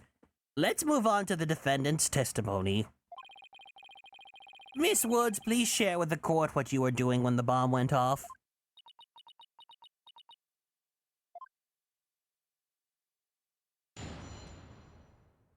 The zoom in is so funny. When the bomb went off. Well, that day, I was watching from the gallery. The bomb went off. And rubble started falling. It fell on top of me.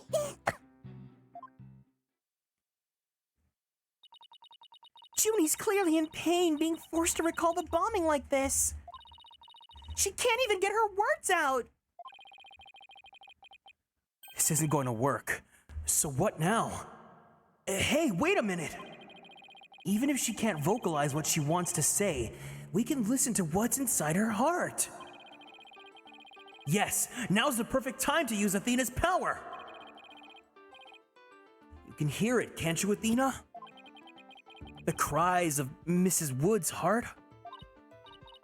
Yes, and they sound incredibly strained. She's so scared. I think she could collapse at any second. Athena has a unique ability, you see. With her finely tuned sense of hearing, she can hear the words of a witness's heart. In essence, she can sense how a person is really feeling from the tone of their voice. Guess it's all up to Athena and her special ability now. Athena, I want you to use the analytical psychology you studied and listen to the testimony of Miss Woods' heart. Analytical psychology? Girlie, she's like 18. Like, I was studying like trigonometry in my senior year of high school.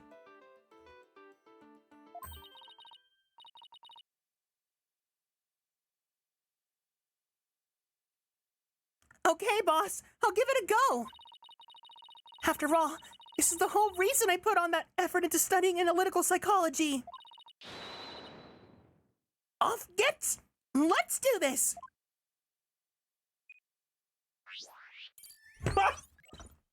What?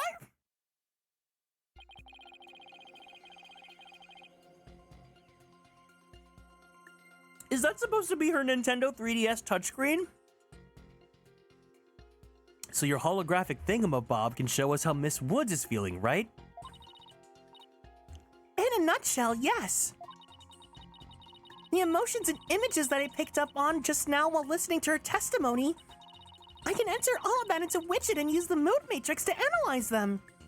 Wait. So she's like...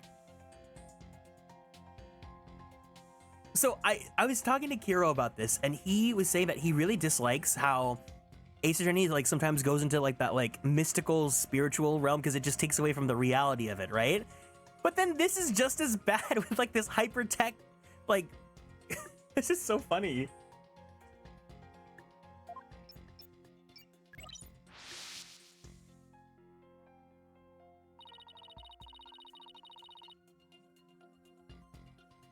These mood markers here reflect fluctuations in Junie's emotions. When she feels happy or is enjoying the memory, the happy marker will light up. Happy! When she feels angry or frustrated, the angry marker will react. When she feels sadness or is frightened by a memory, the sad marker will blink. And when she feels surprised or confused, the surprise marker will let us know. Is Ace Attorney realistic with all this stuff that goes down in court? You're right, it's fictional because Phoenix Wright's not real and he's not my boyfriend. So with your special ability in Widget's Mood Matrix program, we can track how Miss Woods is feeling as she testifies. Talk about the wonders of technology. Yep. Now let's give it a shot. This isn't like magical, Phoenix. Have you never seen a mood bracelet, a mood necklace, a mood ring? I would force my mood to change so that I could have the green one because the green's my favorite color. I'm picking up on some kind of discord or noise in Junie's heart. Oh, that's the Atelier Kieran Discord server, actually. See here?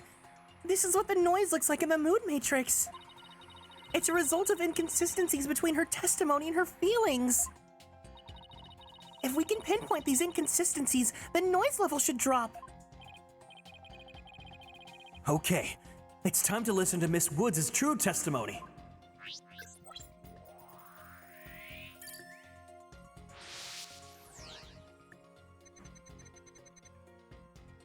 Oh!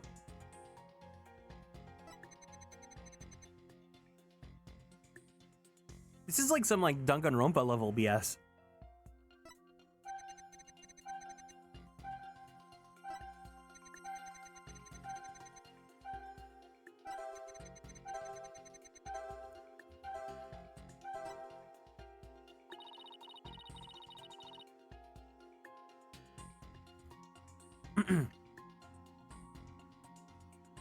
I think I have a good grasp on Junie's emotional state now.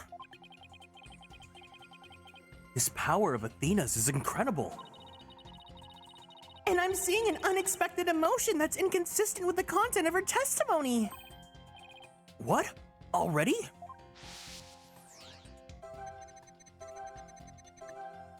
Yeah, why is she happy? Look at this! When she says it fell on top of me, the happy marker's reacting.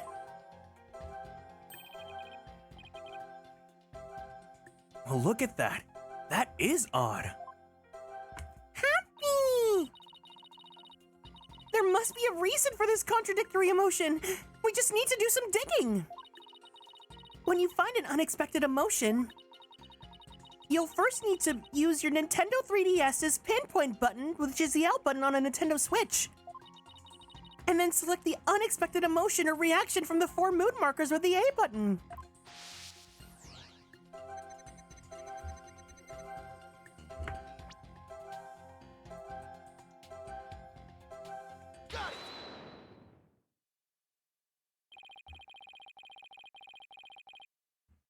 Widget is registering joy when Miss Woods recalls the rubble falling on her. There must be a reason for this unexpected emotion. Miss Woods! As the rubble was falling, was there also something that made you feel happy? What? Mr. Wright! The feeling of happiness is spreading throughout Junie's heart! Keep going at this point, and I bet Junie will start to calm down. Great. Let's hear what she has to say. Just as I was about to escape the courtroom, the bomb went off. I was so startled, I tripped. And then rubble started falling on top of me. I really thought I was done for. But just then, Apollo came and rescued me. Oh my god. Honey. Honey, he's gay. He's like capital G-A-Y gay. Apollo? He used his own body to shield me from the rubble. Honey, he probably blocked like 10% of you. He's like he's a twink. So that's when he sustained those injuries. Sis is barking up the wrong tree. She's like, oh my god, his whole body protected me. He's got like the width of like an Olive Garden breadstick. How do you feel, Junie? Did talking about Apollo give you some courage? Yes, Apollo is just like the sun. Strong and bright and warm. You know what? I get her though. She's living in her imagination. She's just like me, for real, for real. Just talking about him makes me feel like a leaf undergoing photosynthesis. And see? Your coughing stopped all of a sudden. Oh, you're right. Thank you, Athena. Looks like we were able to draw out some of her testimony. Pretty neat, huh? But there's still some noise left, meaning there's still some discord in Junie's heart.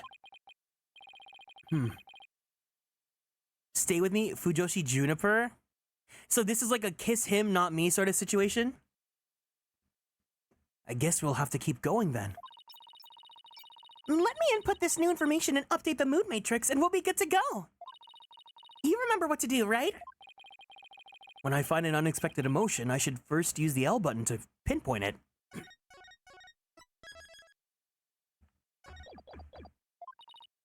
That's right! And then you select it from the mood markers with the A button.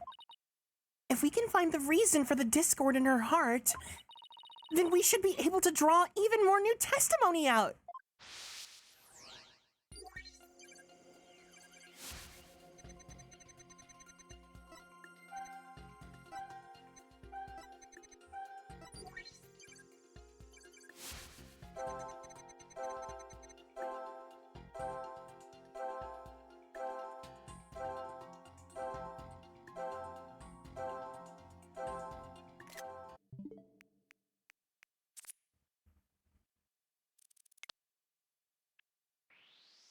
I know there are Apollo likers out here, so there you go. Has more butt than guys in a certain other game.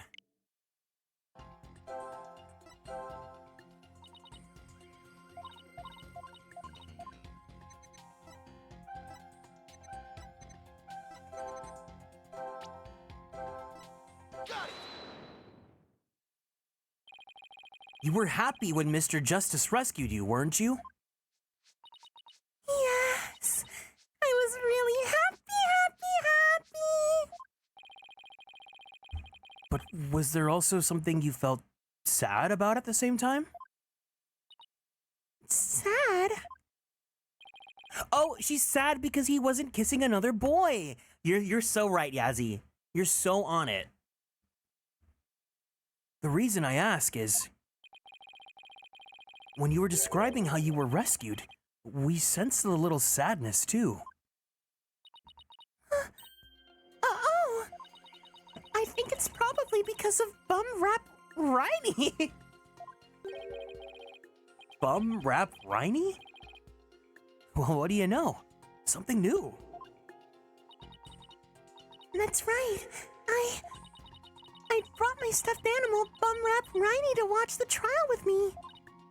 Bum Rap Riney and Phony Fanty are brothers. Who knew that the legal world could inspire a whole line of merchandise? I heard Bum Rap Riney with me. I had him with me when I was watching the trial. But it wasn't until Apollo saved me that I realized I lost him while I was running away. My poor Riney, a victim of that terrible bomb. Oh, I know. You can see what he looks like in this poster.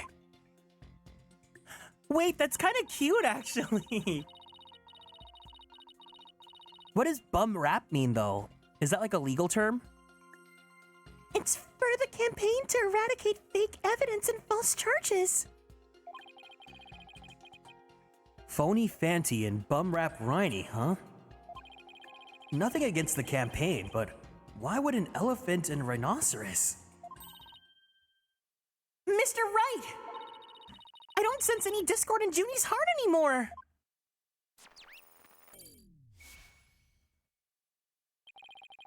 So I guess that means we managed to draw out all of her testimony. That's right! I'll make an update with the new info, and we'll have the whole picture. Do you think her new testimony will help? Absolutely. I don't know what I would have done without you, Athena. This is implying that, like, every other case that he's ever done, a victim, like, didn't give the full story because they didn't have their emotions clocked by some ginger.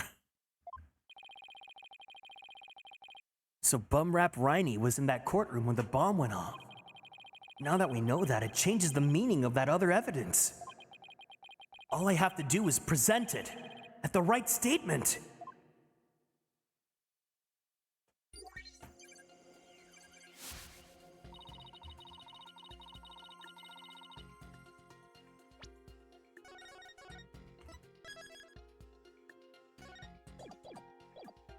So watching from the gallery with Bum Rap Riney, I tried to run, but it was too slow. Before I could get out of the courtroom, the bomb went off. So startled, I tripped, and the rubble started falling. I thought I was done for. Apollo came and rescued me.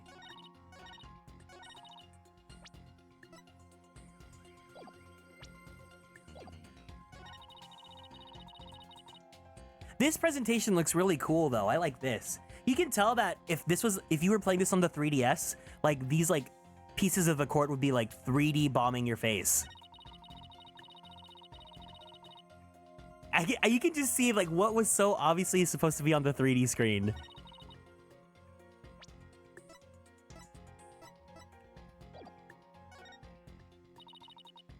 That's Junie's complete testimony. Not bad, huh, Mr. Wright? I should focus on the new statements Miss Woods made. The existence of bum rap Riney should turn things around in our favor. Changes the meaning of a certain piece of evidence we already have. All I have to do is present it at the right statement.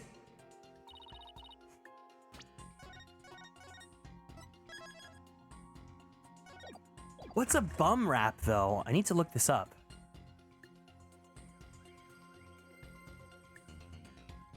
Bum rap drum company? Oh, I put rap as in WR, my bad. A false charge, typically one leading to imprisonment. So, Phoenix Wright's career. Objection! Oh, nope. That was my first flop.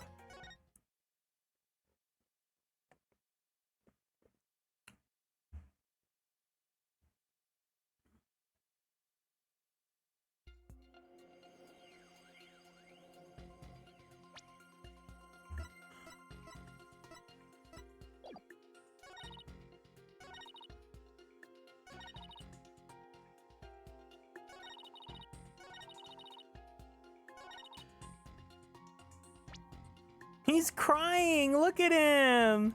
His little rhino!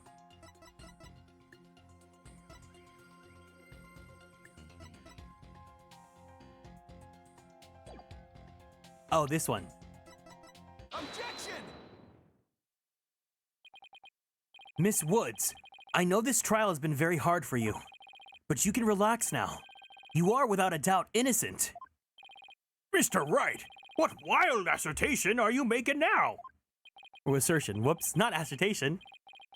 My wild assertion is simply this. The two stuffed animals were mixed up.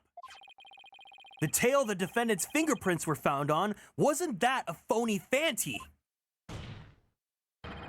It was the tail of her gallery companion, Bum Rap Riney. Objection! What? What nonsense is that? I can see they're both stuffed animals, yes, but they're completely different characters. An elephant and a rhino. They're as distinct as a defense lawyer and a prosecutor. But are they really so different? Both defense lawyers and prosecutors strive to protect the peace through law. Even elephants and rhinos have some similar characteristics. They're both gray, for example. Anyway, this poster is all I need to prove my assertion to be true. If I may direct the court's attention here, you'll clearly see how the two got mixed up. Take that! Oh, well, would you look at that? The two tails are exactly the same. Yes, exactly. The two stuffed animals are based on entirely different animals. Brad by Zap, thank you so much for following and joining the Konstellations. Welcome in. But the design of their tails is exactly the same! Ah! Order! Order in the court! As long as the possibility exists that the tail belongs to Bum Rap Riney, we can no longer consider it to be decisive proof that the defendant handled the bomb. As things stand, I consider the charges against the accused unsustained. Wouldn't you agree, Mr. Payne? Yes, of course, Your Honor. Oh, that was great, Mr. Wright. You turned things right around. Yeah, it's not over yet, but at least we managed to hold out this long. I believe that brings our proceedings for today to a close. Mr. Payne, I'm afraid you have some serious investigating ahead of you. Yes, Your Honor. Very well. Let us reconvene tomorrow. Court is adjourned. Oh, what? The first case is more than one day? December 17th, 11:56 a.m. District Court, Defendant Lobby, number 5. That was so exciting, boss! We did it! True to form, you managed to just barely pull off at the very last moment! True to form? I never knew you had such a glowing opinion of me. Thank you for everything you're doing. You did great, Miss Woods. You really stuck it out. And you got really brave at the end, just when we needed you the most, Junie. Thanks to you, we were able to turn things around. Well, you were the one who gave me that courage, Thena. Really? Thanks. So, be honest, was I any help at all? Of course. Without you, we would have never gotten out of that tight spot. That's good to hear. I may still have a lot to learn, but you can bet I'm gonna give it my all. I'll be so good that one day you'll call me your partner, and maybe I'll even get my own game. That's what I like to hear. Analytical psychology. The ability to solve the riddles of a person's heart. Athena's true potential is beginning to really shine through now. Phoenix, I don't think you understand. She didn't study analytical psychology. She studied analytical yaoiology. Hey, where's Apollo anyway? Good question. I almost forgot about him in his own game. She's just like me for real, for real. I assumed he'd still be here in the lobby. Oh, I know. Maybe he's still in courtroom number 4. Courtroom number 4? What would he be doing at the scene of the explosion? When I came out of the lobby to rest, I told Apollo about bum rep Riney. I told him I dropped Riney in the courtroom and I was trying to escape before the blast. And then Apollo said she had an idea where Riney might be, so she went to go take a look together. Huh. I guess Apollo can be pretty nice when he wants to be. When has he been anything but nice? So you went looking for Riney together before you were called back into courtroom number 5? Yes. I'd had some time to rest, so I was able to go and look for him. But then they called me into courtroom number 5 to testify. Apollo insisted on staying there, though. With all those injuries, I wonder how he's managing. I think Apollo might have figured something out. Wonder what it was. He told me I'm gonna look for evidence to clear your name, Juniper. Just maybe. He found some new piece of evidence? Anyway, we better go and get him. Good idea.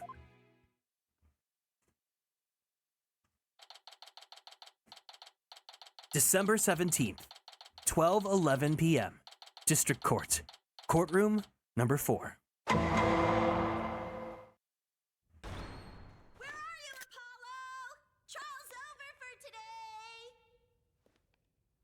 Come on, I know you're... No.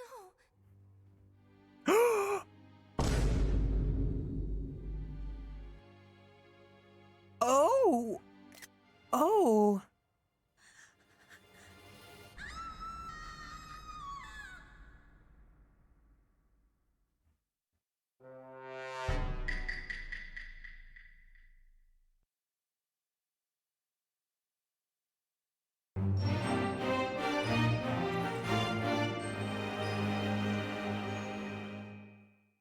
Kieran 97 hire him interesting lol hi Kieran many hugs.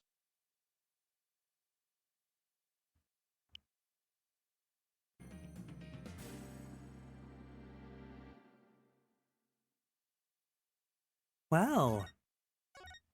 Welcome in, Sleepy Ash. Thank you so much for 1 whole year in the Superstar Sub Club. Thank you for being a producer for a whole year.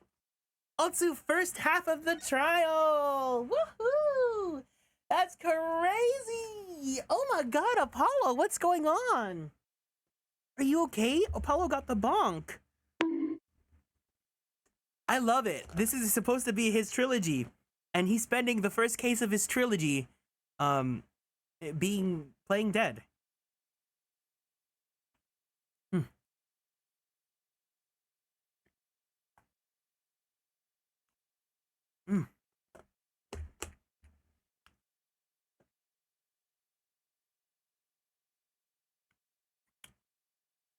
I'm eating my crispy shrimp dumplings. I love this game. Hope you're having fun, but I got a lurk. No problem. Thank you for the lurk. Yeah, if this is like half the case, then I can go on and finish this case then. Usually the first case I like finishing in one stream, but normally if it goes like this, I usually end here. But I'm ready to keep going. It looks like we're going straight to trial. We're not doing any investigating. The hard part is when I have to investigate, because then that's like a lot of yapping. I wish we could hear the jingle again, because this is one of my favorite jingles in the entire series. It's like what inspired the care package jingle. Continue on to the next chapter. December 18th, 9:34 a.m. District Court, Defendant Lobby, number 5.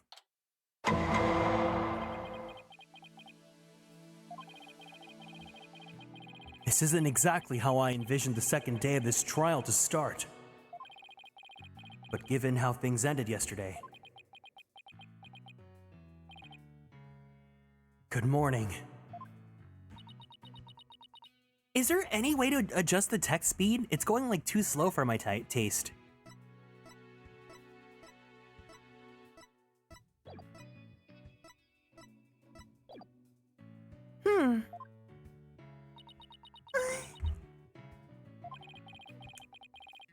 The mood sure is tense. Not that that's any surprise.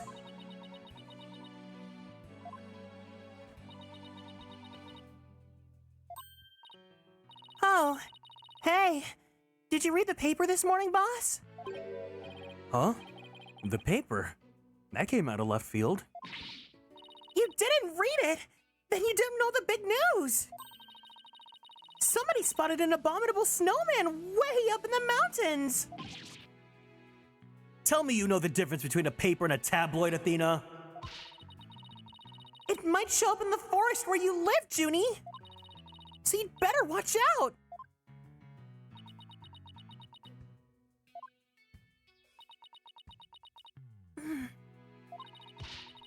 You really should read the story for yourself. I couldn't even begin to do it justice. Justice? Oh no. Oh no. Huh? Oh, poor Apollo. And it's all my fault. Nina! Oh, Junie! What was I thinking? Oh, I'm so sorry. What we found yesterday was not Apollo's dead body, thank goodness. He'd been assaulted by someone with a blow to his head and was lying unconscious. We rushed him to the hospital right away, and it looks like he's going to pull through. But it was still quite a shock to stumble onto a scene like that. I'm honestly surprised with the amount of anime cutscenes we're getting. Granted, like, the animation's like not that amazing because, obviously this is a DS game, but like, the fact that we're even getting that many, because I don't think Greatest Attorney had that many. Welcome in, Atelier's Kin, hope you're doing good. Is Miss Woods all right, Athena? Well, I managed to get her to stop crying. Now she's resting on that sofa over there. I guess she really feels responsible for what happened to Apollo. Poor Junie. She believes the reason Apollo was attacked is because he was helping her look for something bad in the courtroom. Oh? Guess I can see why she'd think that. By the way, how are you doing? Who, me? Yeah, you. I know you're concerned about Miss Woods, but are you alright? Me? I'm doing just fine, boss. I mean, yeah, it was a huge shock, but I'm alright. People who've studied analytical psychology are great at times like this. After all, they've learned how to control their own emotions too. Somehow I don't think it's as easy as she makes it sound. But there's no denying she's a real trooper. Apollo doesn't remember a thing, does he? Yeah, he can't recall anything from the time right before he was assaulted. Nothing about what he was doing in courtroom number 4 or who assaulted him. The doctor said it's probably due to that hit he took to the head. Assaulted in a court of law and losing your memory at that. I know how that... God, no! Is this game like the equivalent of Justice for All?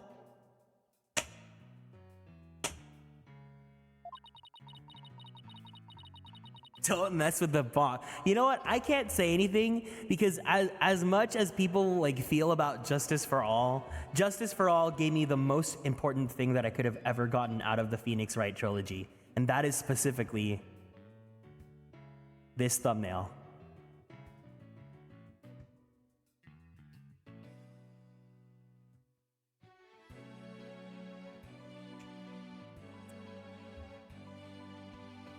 But who in the world would do such a thing, huh, Mr. Wright? Just wait until I get my hands on that coward who hurt our Apollo! Now, Athena. I thought you said you were in control of your emotions. Let's just focus on helping Miss Woods, okay? But I admit I'm just as upset as you are. Okay, boss. You're right. Apollo's assailant can wait until after we've cleared Junie's name. That's the spirit. Now let's see. I'd better check the court record one more time before the trial starts.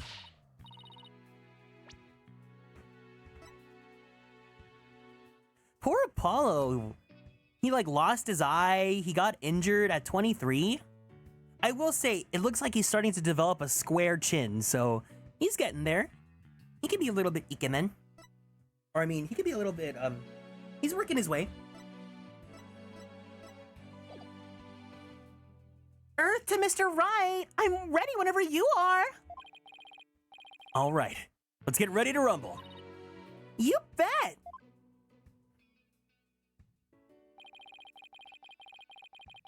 With everything that happened with Apollo, I don't have time for a proper investigation. I can't let that stop me, though.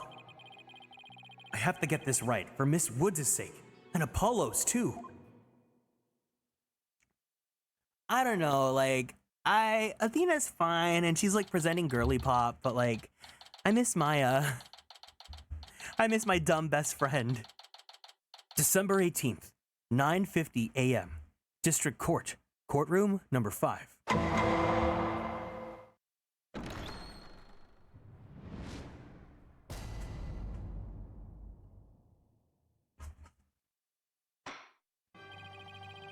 Court will now reconvene for the trial of Juniper Woods. The prosecution is ready, Your Honor. The defense is also ready, Your Honor. Now then, I believe I instructed the prosecution to further their investigation. Were you able to locate the remote switch in question? I'm afraid the remote switch is still missing, Your Honor. I must say I'm disappointed, Mr. Payne. Not angry, just disappointed. I'm disappointed. I'm not angry, just disappointed. That's the worst feeling in the world, man. I apologize, Your Honor. Aha! Looks like the prosecution is just as unprepared as I am. There is a separate matter, however, that I would like to bring up during this trial. A separate matter, you say? And what might that be? I assume you're aware that another incident occurred during yesterday's trial. I'm speaking, of course, of the assault on Mr. Justice in the ruins of courtroom number 4. Uh-oh. Why is he bringing that up? Yes, what a truly harrowing experience it must have been. Poor Mr. Justice. At the time of the attack, Mr. Justice was not alone. He was with the defendant, Miss Juniper Woods. He isn't going where I think he's going with this. Is he? The prosecution wishes to indict Miss Woods on the charge of Mr. Justice's assault.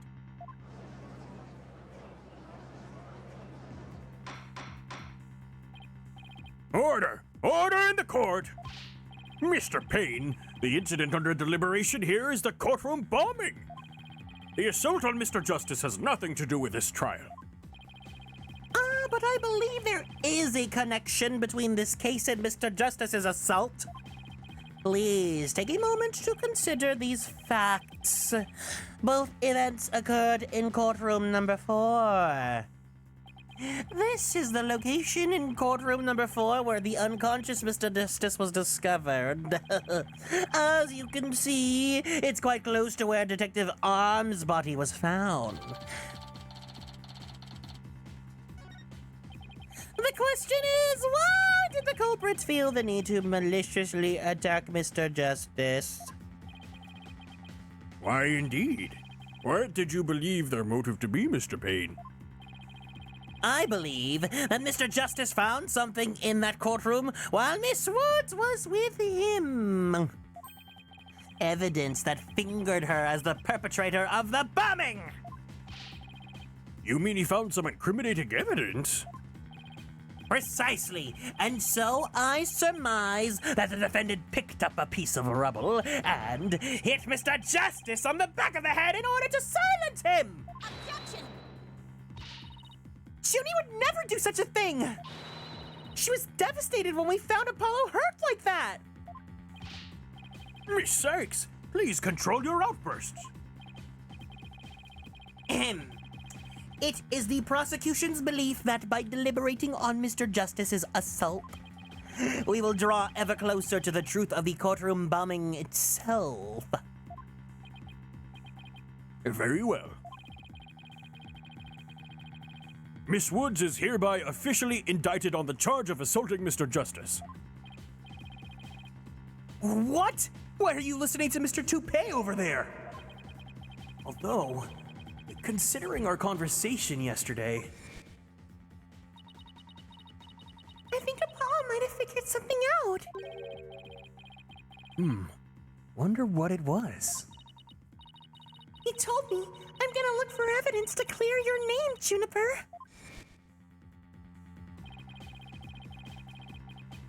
Maybe the two incidents really are related after all. I would like to start by hearing from the defendant herself. Very well. Bailiff, please bring Miss Woods to the witness stand.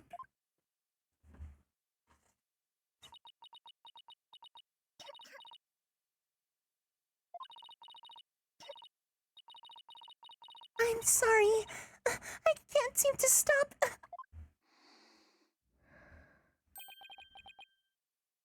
Miss Woods. Guess she's still really upset about Apollo. Miss Woods, you went to the ruins of courtroom number 4 with Mr. Justice, did you not? Yes, I did.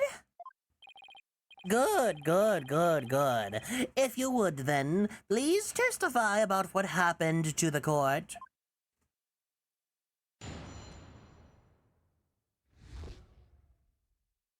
Alone with Apollo.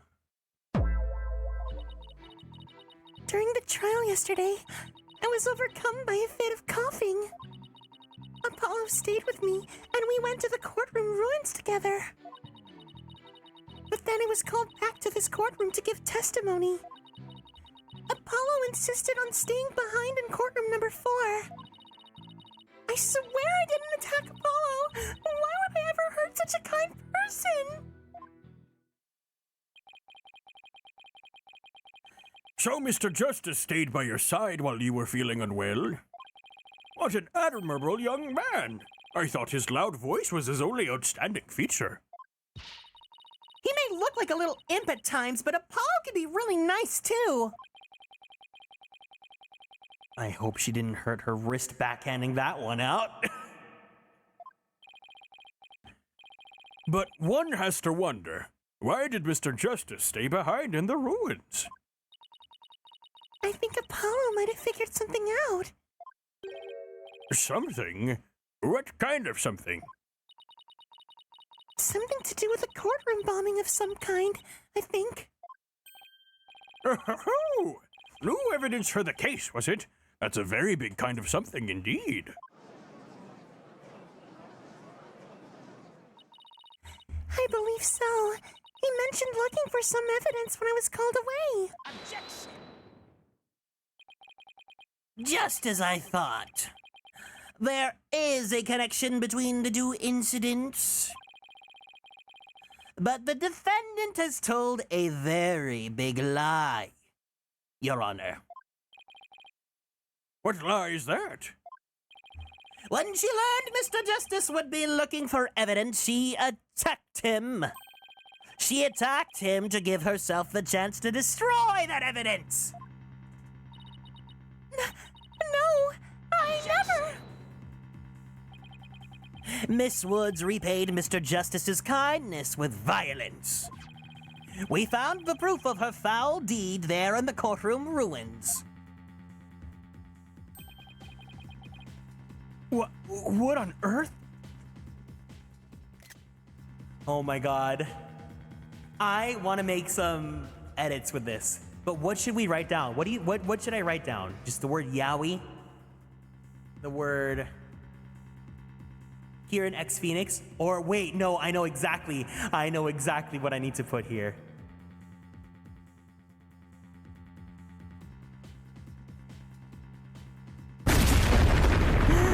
Welcome in, Light. Hope you're doing good. Oh, there we go.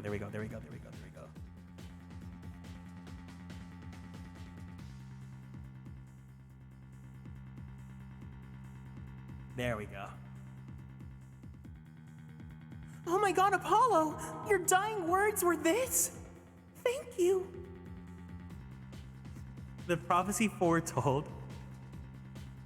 Why is this also so evident of like a certain moment in Great Ace Attorney, huh? But look, it's your boy. He summoned you. Anyways. What on earth? Do you see it? There in front of Mr. Justice's right hand, the ultimate Yowie. Witness the message he left for us. Why is he napping? Oh, you know, he's wearing the boyfriend sweater right now. Like, he just needs a little Betty. He was playing Dawn Trail all night. He just could not stop gaming. It's written in blood. W-O-O-D-S.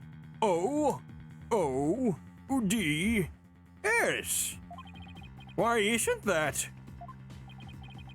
That's right, Your Honor. It says Woods in capital letters. What? Hope you're doing good. I am doing good. I submit that Mr. Justice left us with the name of his attacker before he fainted.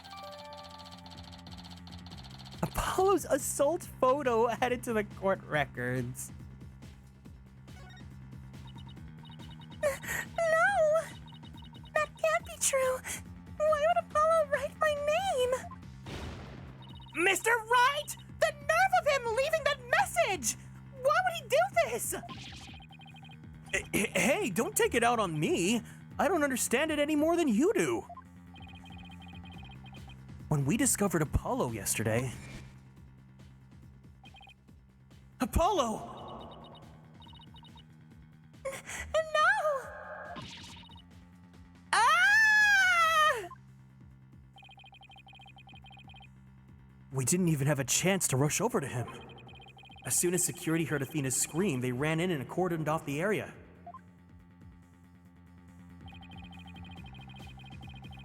After that, they were there in courtroom number 4 with Apollo the whole time.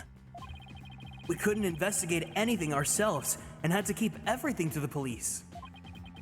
Still, I never thought they would find some bloody writing there. Now then, please begin your cross-examination, Mr. Wright.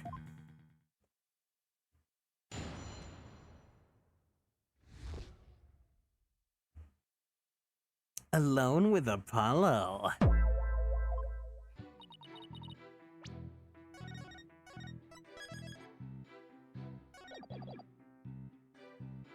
Hold it! Do you always cough when you get nervous, Miss Woods? Yes. Mr. Wright, please do not make Miss Woods nervous by pressing her so ruthlessly. But that barely even qualified as a quasi-question. Let's help her relax with a little small talk before we dive into the cross-examination. You know, ask her about her hobbies and her crushes and stuff. Her crushes? Really? I don't know about this. Athena's a little shady. She's badgering her best friend to drop the crush tea in the middle of court. That will be like put on record for the rest of eternity. I don't know if I want that as my best friend.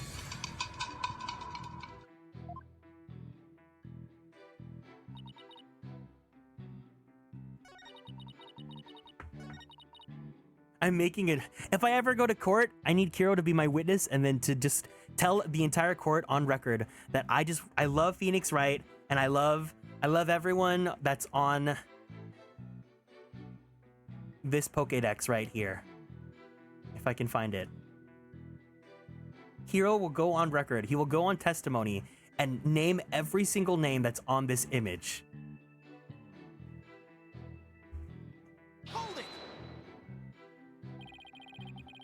Why exactly did you go to the courtroom ruins?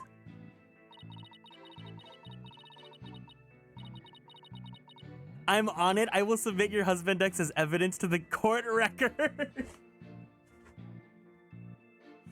We went to look for my medicine to stop my coughing. Your medicine? Why would your medicine be in courtroom number 4? I dropped it on the heat of the moment. Bum Rep Riney, he was keeping my medicine safe from me. He has a little compartment I can put things in, you see. And Phony Fanty has the same type of pocket. That's where the bomb was inserted. Objection! Kieran couldn't have done it because there was no hot guy in the room at the time. Take that! I had put my medicine for my coughing fits inside Bum Rep Riney. When I told Apollo about it, he said he'd help go look for him. There was so much rubble in there. I was worried, but there was no rubble or anything in front of the witness stand. So when we got inside, Apollo went straight there and started looking for my Riney in front of that area. It was so nice of him to do that for me, in spite of all his injuries. Apollo is so strong and kind, just like the trees of the forest. Honey, I think the trees of the forest might be a bit wider than him, you know? The way she makes him sound, you think Apollo was some kind of ancient god. Oh, wait. Ha ha ha ha. So that's why you went to the ruins, I see. That seems to be quite an important fact. Please add it to your testimony, Miss Woods.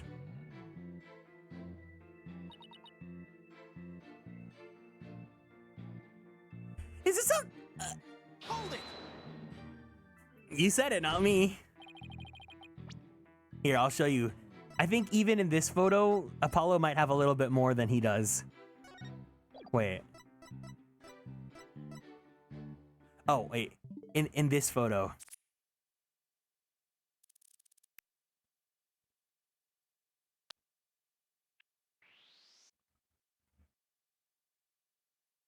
There you go.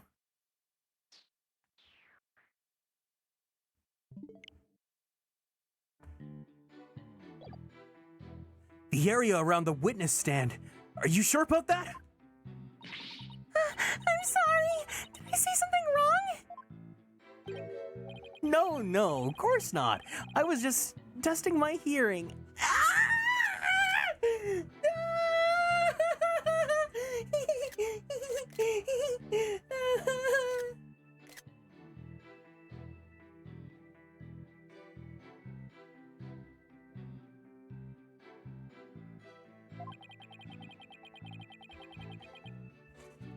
Must not upset her.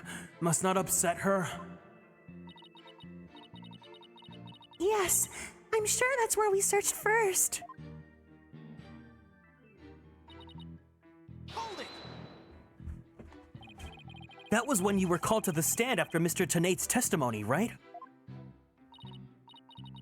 Yes, the bailiff came to courtroom number 4 and brought me back to this courtroom. And what about Mr. Justice? Did he come with you or did he stay behind? Hold it! I'd better not ask her about Apollo. I know! I'll use some small talk here to get her to relax a bit. Do you have any hobbies, Miss Woods? Hobbies? Oh, well, I love growing vegetables in my garden. And I love to knit. I like sewing too. I made this outfit myself. Keep it up, Mr. Wright. It's working. Now ask her if she has a crush on any.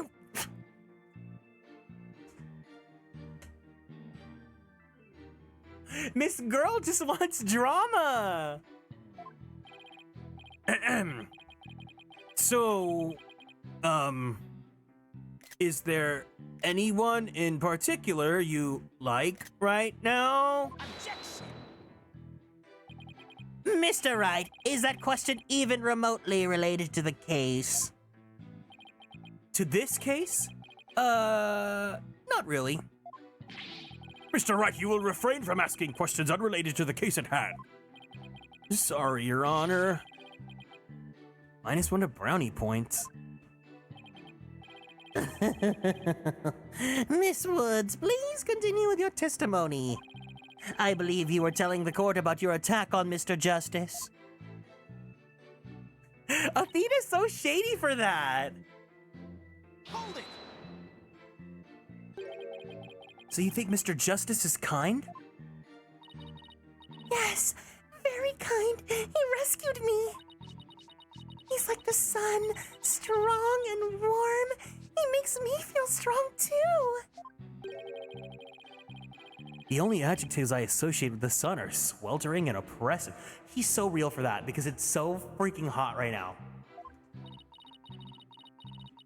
But then Apollo got hurt, and it's all my fault.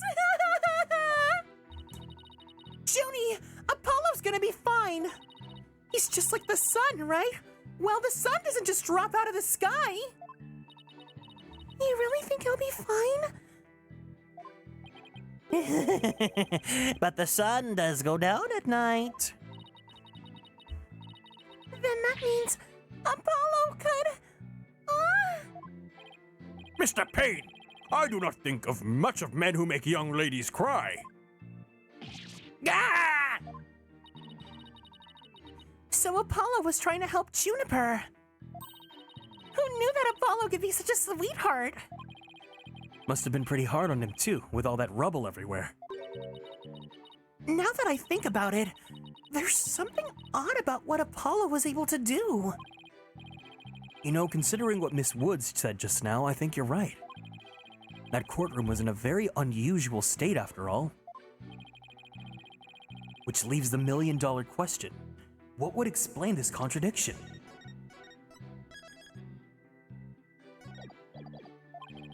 Anyway, let's see what happens when I present what I suspect is our answer.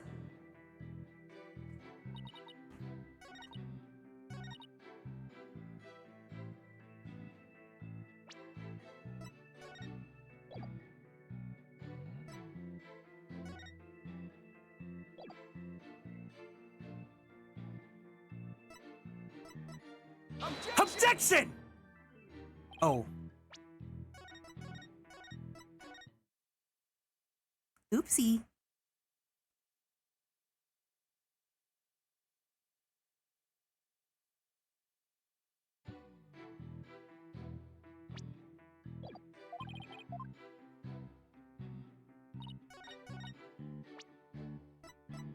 Objection!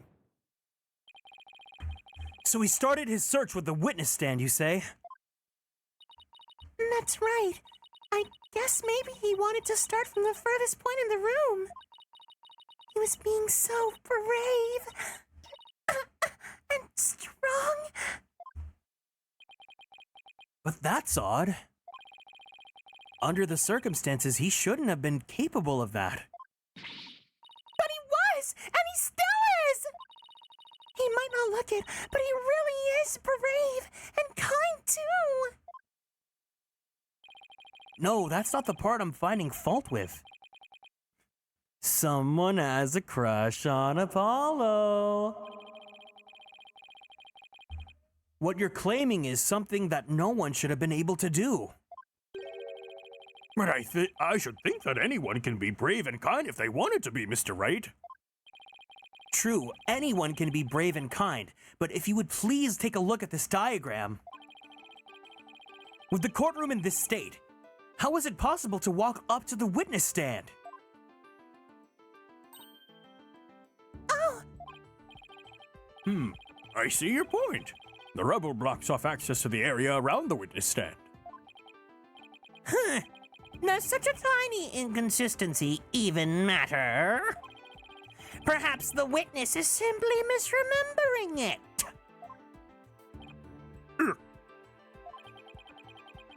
Great, now I'm not so sure it matters. A real man doesn't make mountains out of molehills, you know. But that's precisely what Mr. Wright does best. I call slander, Your Honor! So, is it really possible to approach the witness stand? I have to say it's a bit hard to tell with any accuracy from just this diagram. Mr. Payne, do you have any other photos of the crime scene? Let me see, Your Honor. Oh, yes, I have one more. Here it is, a more pulled-back version of the photo I presented before. Apollo's alt photo updated in the court record. Huh? What's this hunk of metal on wheels? Mr. Payne, is the metallic object in that photo Mr. Tenate's bomb transport case? That's right! Is there some problem? Ah, yes. That transport case was there in courtroom number 4 when the bomb went off. It must have been there ever since. Oh, that's it! Miss Woods, have you remembered something? Yes, I just realized. Its position, it's different from before. Its position? The position of what? The position of that big metal thing. The bomb transport case? Yes. When Apollo and I went there, it was in a different place. Where the case is in the photo was open space, so it was easy to search the stand. I see. So where was the transport case when you and Mr. Justice saw it? As I recall, I think it was more to the right. To the right? Then that means... In that case, the case was over there at the time of Apollo's attack. Who cares where the transport case was when? What difference does that make? You've heard Ariana Grande's song, switching the positions for you. Kitchen and up in the bedroom. It has nothing at all to do with what we were talking about. Objection! Where the transport case was has everything to do with the discussion! In fact, it's so important that it's enough to turn the prosecution's argument on its ear! What? Well, that certainly sounds very relevant indeed.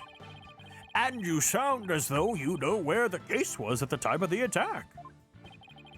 Yes, Your Honor. This diagram represents the crime scene as was shown in the photo. And this is where the transport case was at the time of the assault on Mr. Justice. All right. I have this. The bomb transport case was here at the time of Apollo's attack.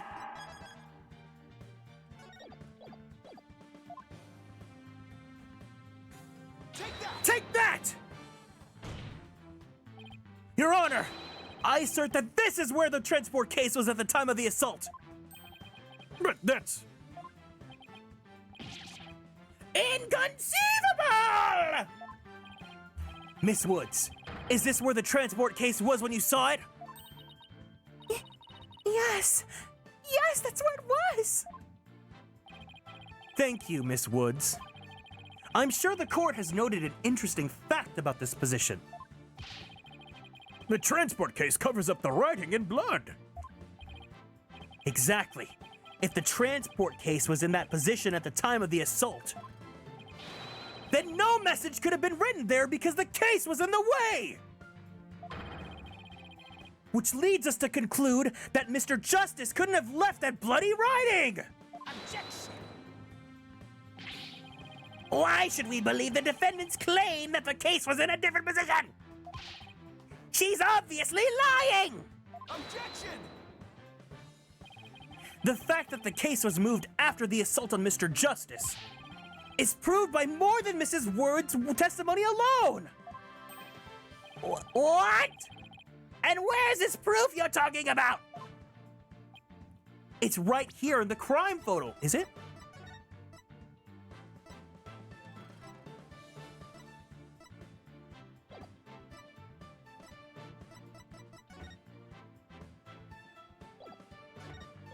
Is it? I'm keen to see this proof myself, Mr. Wright. Oh! Take that! All the proof you'll need, Your Honor, is right here? Where? What? It's not the tracks? I have to put the tracks where it was in the original position then, huh?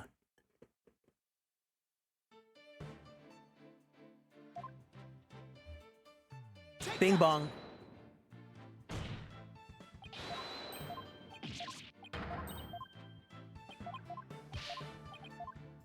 Objection! Objection!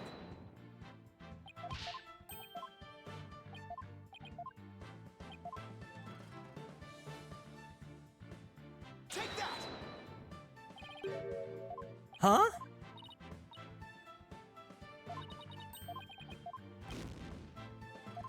What? What?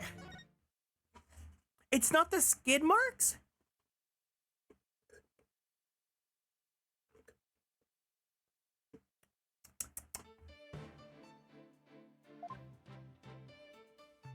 Take that!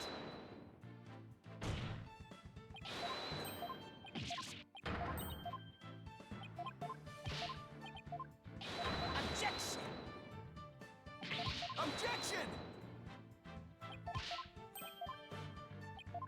Yada yada yada yappy yappy yappy. Okay.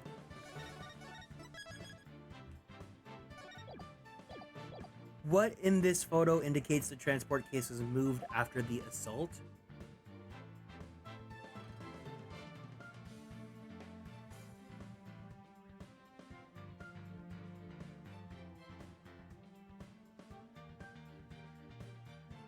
I don't know. The wheels? What is it? Wait, what? What? What? I was like on it. I was on it. What's going on?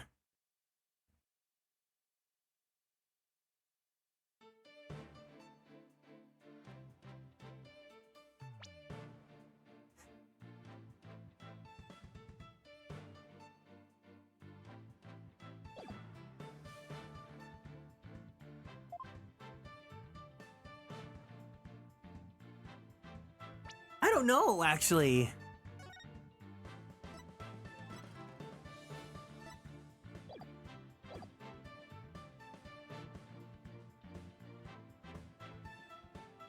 What proves the case was moved after the assault?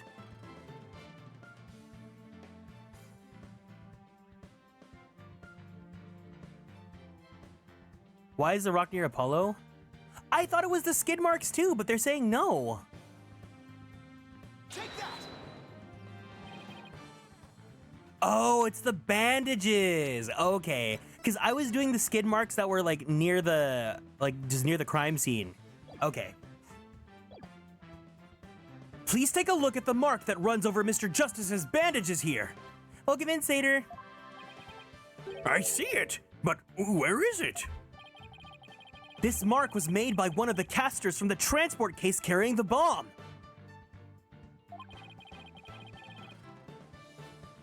And the case was moved, and when it was moved, it ran over his bandages. In other words, the transport case was originally to the right of Mr. Justice.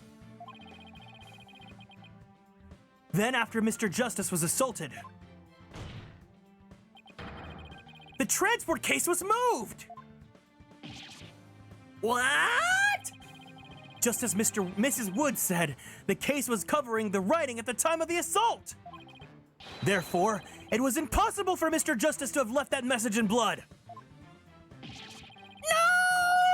No! You did it, boss! It was a real nail-biter, but you pulled it off! Yup. That should bring down the prosecution's claim like a house of cards. Order! Order in the court! Mr. Wright, that was a very clever deduction. Ah, it was nothing, Your Honor. Nothing but pure genius. Take that! Boss, I'm sensing a different smug and braggy vibe coming from you.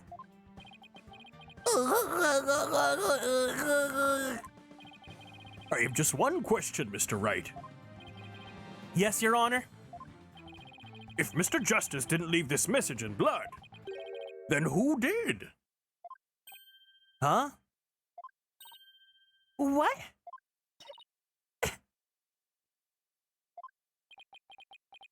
Meep. Oh. Well.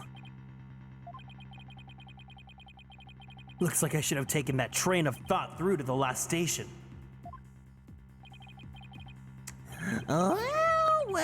Well, I've heard a lot about this. So this is Mr. Wright's famous bluffing technique, is it? Ah, this feeling. It brings back memories of the old days. Back when you carved out a name for yourself by bluffing your way through thick and thin. Gee, Mr. Wright, the judge kind of makes you sound no better than a two-bit con man. You made your argument with such confidence, Mr. Wright. Now I'd like to hear your answer with just as much confidence. Hey, until the judge asked the question, you didn't catch on either, Buster. Wow, he really is in his 30s because he's talking like What now, boss?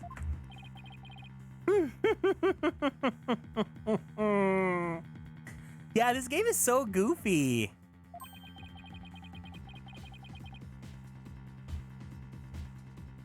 The one thing that always gets me about this series is that the defense has to prove it's so true. It makes me so mad. It's like, I get that the prosecution has to be like cartoonishly like, not even evil, just like they're so cartoonishly like antagonistic towards you, which is like because they're the antagonists, right? You need to feel like you need to defeat them. But it makes me so mad because like, this isn't like freaking Jafar or Ursula. This is freaking Gaspin Pain. Like, come on.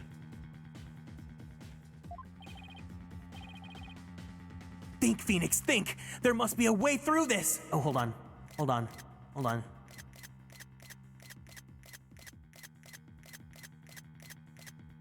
They did that zoom in for me.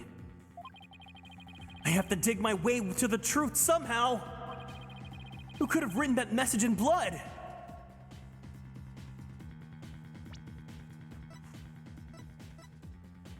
But we don't know who the culprit is.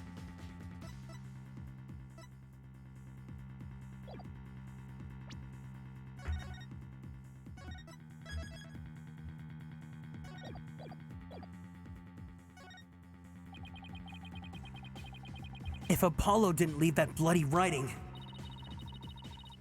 Maybe it was Apollo's attacker who wrote it and made it look like Apollo did it. That seems like the most reasonable explanation. But wait a minute!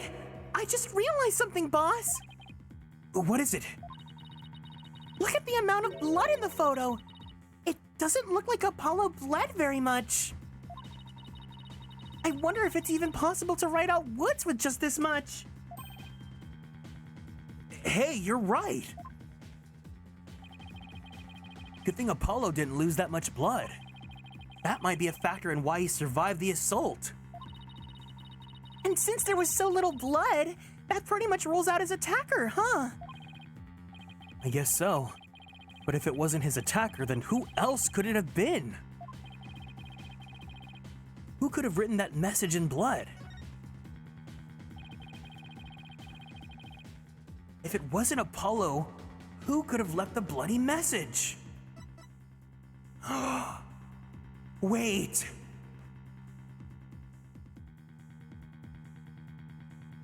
Take that? To be honest, I don't actually have any real proof of this.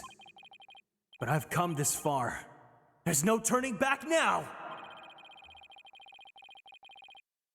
Besides Apollo, there was one more person who shed blood at this crime scene. A person who shed blood? You don't mean... Oh, but I do. I believe it was Candace Arm who left this message in blood. Tag! What?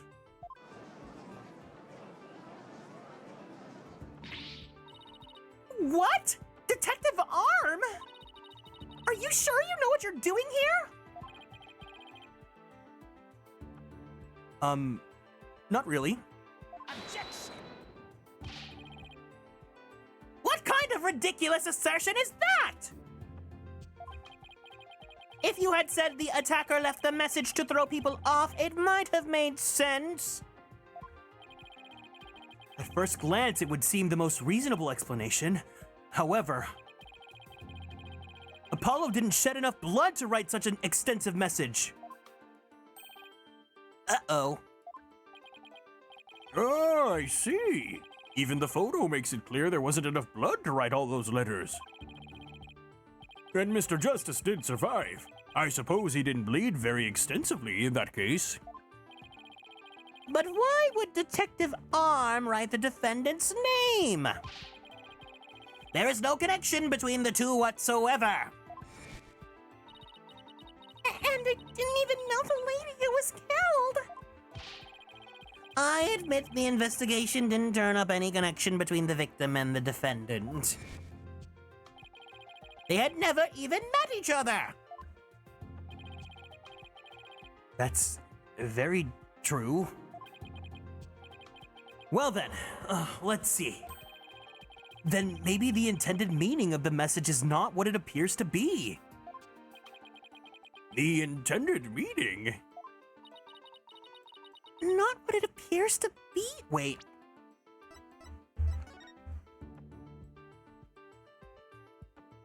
S?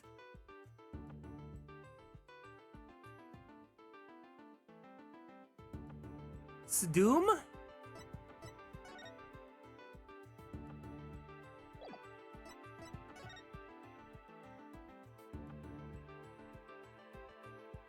I don't know.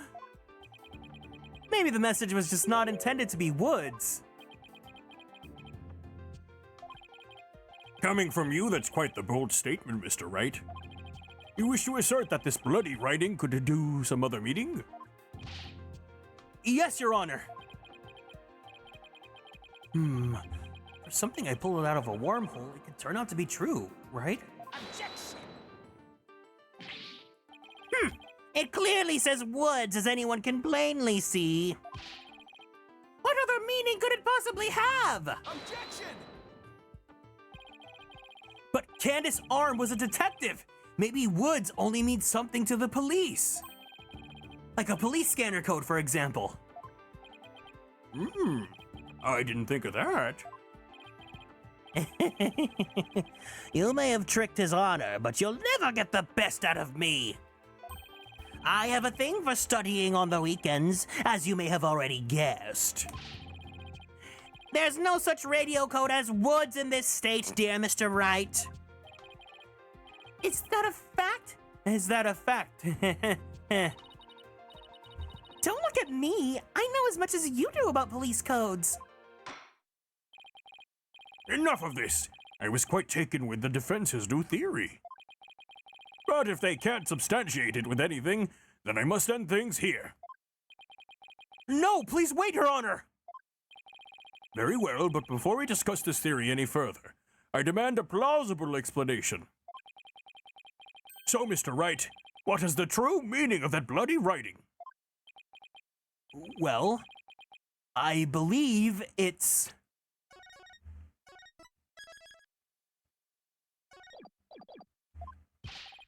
And no stalling!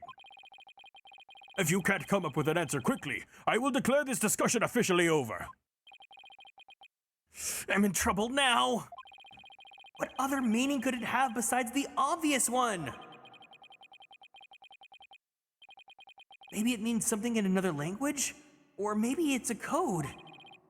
Think, Phoenix! You can do this! Which piece of evidence will tell us what the word woods really means?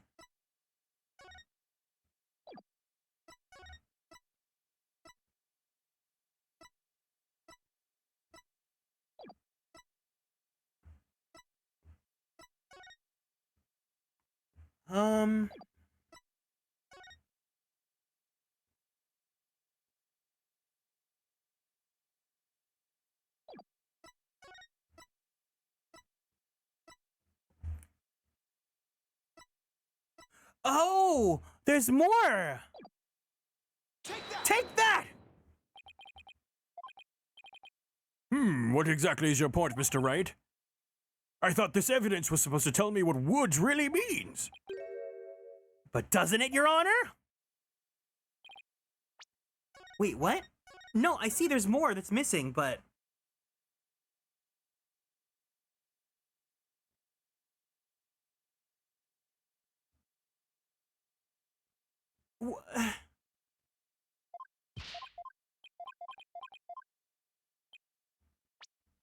At least I can save my game here. Okay.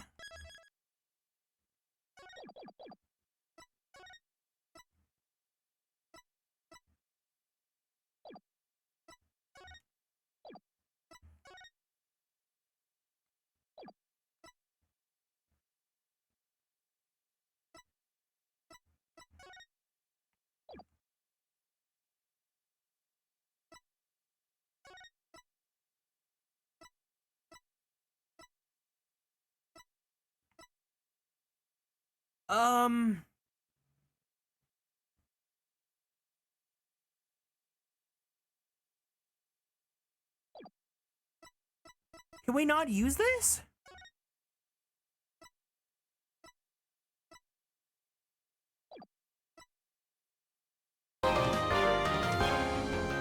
Stray Kids, thank you so much for following and joining the Konstellations. Welcome in.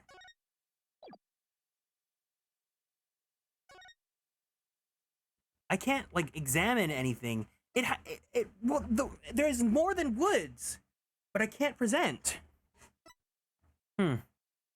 All right, trial by fire.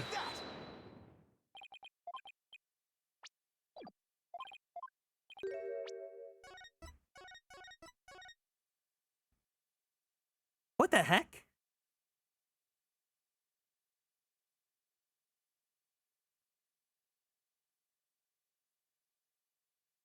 The gears, they're turning, but nothing's clicking just yet. The bomb transport case? I've had about enough to hear with your shenanigans, Mr. Wright. Take a look at the numbers on this case, Your Honor. L10015R. Doesn't this string look vaguely familiar? L100?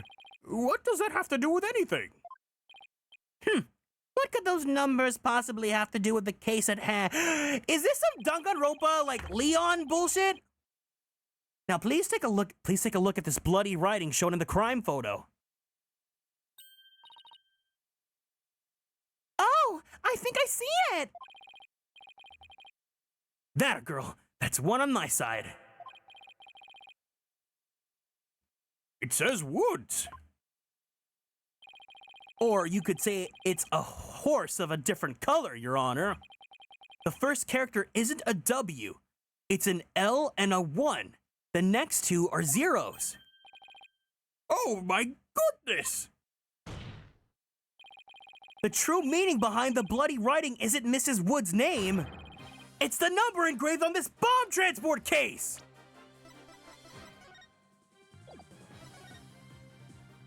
L100.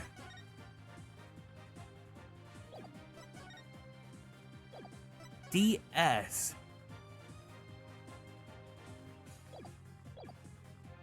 This one doesn't really click with me. I don't really, like, only the first few numbers make sense, but then the rest, like, how do you justify whatever? Objection! What are you talking about? The next part doesn't make any sense. The next number is a 1, but the bloody writing says D. Objection! But the number on the case and the bloody writing can be made to match up quite easily.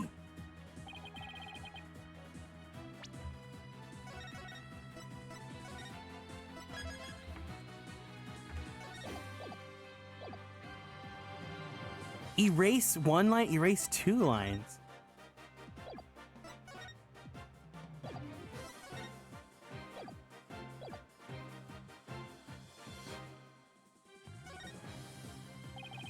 All you have to do is erase one line from the writing. Erase one line from where? Anywhere you like. Anywhere I like? All right, I'll erase one of the O's. What? What is that supposed to mean? Your state of mind.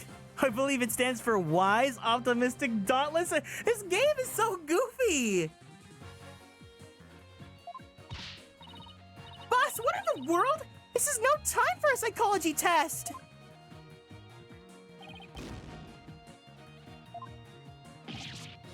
We did not just do that. We did not just do that. We did not just do that.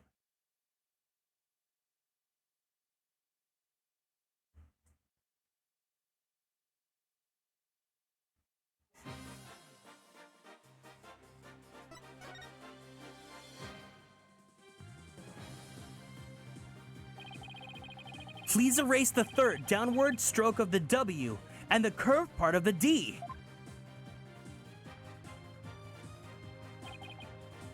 Well, would you look at that? Lewis? No, Your Honor, it isn't meant to be read as a word. It's the number L10015, which if you take away the final R, is the exact same number that's on the bomb transport case. Listen, I can't believe I'm saying this, but I think Danganronpa did it better. Because the Leon one, it makes sense. The Leon one, even the bullshit with the N, with the 1-1 making the N, it makes sense. This is like, we need to erase lines. Like, no. Objection! Erase two lines and they match up, you say? Well, I can change anything into anything else simply by erasing two lines. What if we erase two lines from your name? Would you be happy as Mr. Rai? Well, would you, Mr. Rai? The only right spelling is right! Okay, I'm doing pretty well here, and I think I've drawn the right conclusion. The Detective Arm's real message to us is the bomb transport case number. Your Honor, the 2 lines were added by the real culprit to intentionally mislead people. What? The original message Detective Arm left behind was the transport case number. But whoever assaulted Apollo changed the message. If you're right, boss, then what do you suppose Detective Arm was trying to tell us? I would never think I was doing something right if Danganronpa did. Good question. What does this number represent? Do you see this number? Here, that is my identification number. Candace Arm lost her life in the courtroom bombing. Her dying message could only have one purpose. No! To tell us the name of the one responsible for the bombing!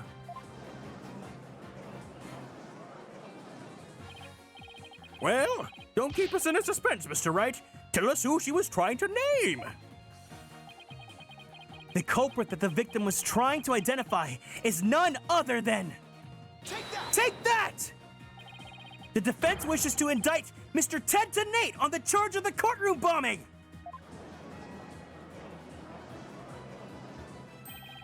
Ted Nate? Apparently, disabling bombs isn't Mr. Tenate's only specialty. Somehow the victim must have realized that he was the bomber. So when she was caught in the blast, she left his bomb transport case number as her dying message.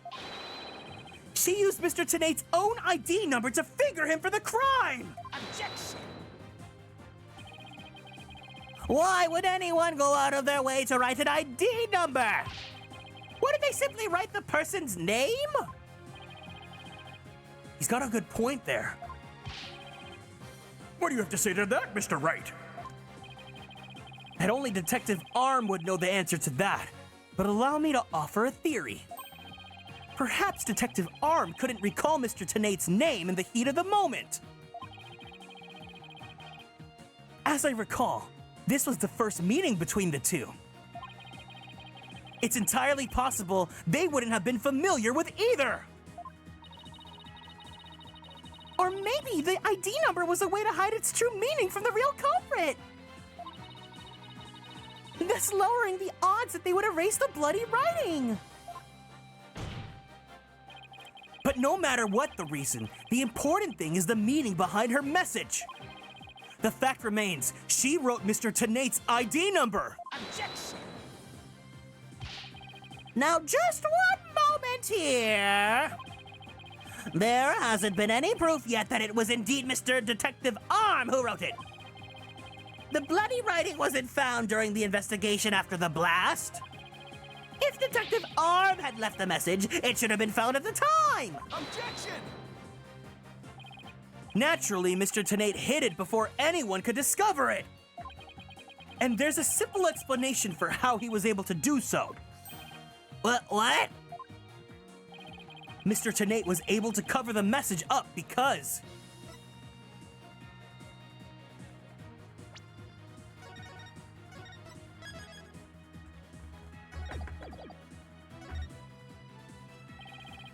the first person to discover the bloody writing was Mr. Tenate himself!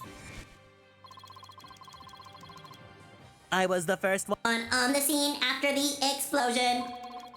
I went there to ensure safety, but I ended up discovering a dead body. When Mr. Tenate saw the victim had written ID number, he used up the bomb transport case to cover up the bloody writing as a stopgap measure. Oh, so that's why the message in blood was under the transport case. He didn't have enough time to try and scrub away the writing. If he didn't report the body right away, he would look suspicious. So the letters lived on to serve another function. When Mr. Tenate used them in another incident. Oh, the assault on Mr. Justice! Exactly. Mr. Tenate hit up a plan to use the bloody writing for his own purposes. So he didn't clean it away. Instead, he made it look like Mr. Justice wrote it. By adding 2 lines in the writing that Detective Arm left behind, he changed the meaning of this message. He made it look like Mr. Justice was accusing Miss Woods of the attack. So that means... The only person who could have altered the bloody writing was the courtroom bomber, who was the same person that assaulted Mr. Justice. And that person is Ted Tenate! Ah!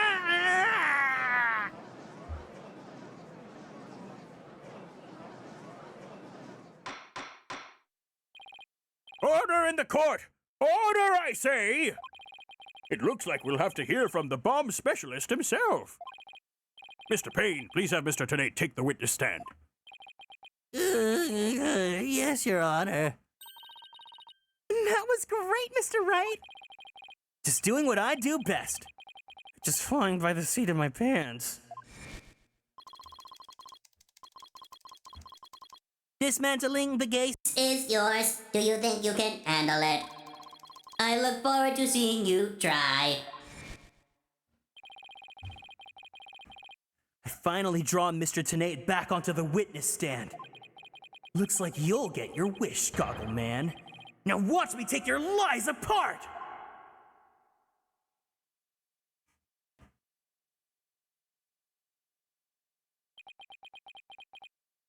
Alright, before we do this, before we finish this off, I gotta go run to the bathroom, so we're gonna take a quick little break. If you guys need to go use the bathroom, you guys need to go get some food, do what you gotta do, we'll be back in just a few minutes, okay? BRB!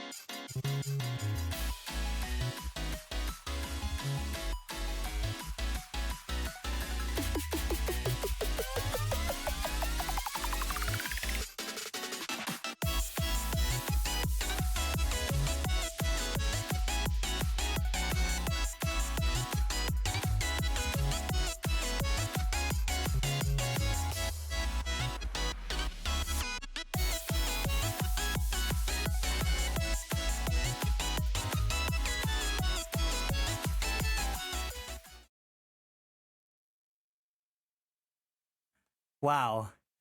3 minutes flies by so fast when you have to go use the bathroom. But we're back. Let's do this.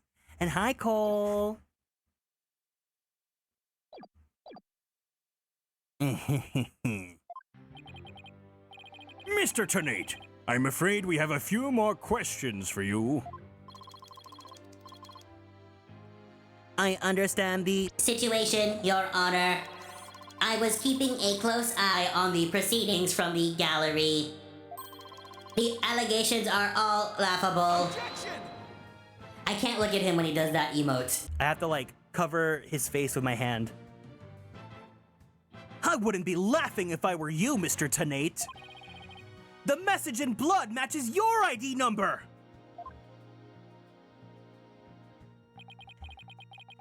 The same ID number that was there on the bomb transport case. such a far-fetched theory, no better than a tangled ball of wires. I'll have them untangled for you in no time at all. You were the first person on the scene after Detective Arm left her message in blood. You were the only one who could have hidden the writing, then used it again later. I see. But then, let me ask you. Do you have any proof that Detective Arm wrote that message? That's a very good question. Well, do you, Mr. Wright? The best way to prove that Detective Arm wrote that message is to...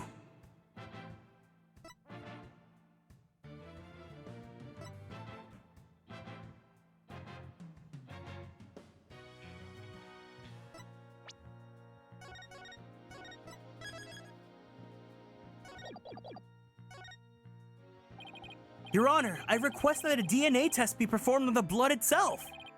Once we know whose it is, it'll be obvious as to who wrote this message. Very well. Bailiff, please put in a request for a DNA test with the forensics team. Yes, Your Honor. It'll be some time before we have the results of the analysis. Until then, let's hear more from the witness. I would like nothing more. Your Honor, I want the court to hear how ridiculous the defense's theory is.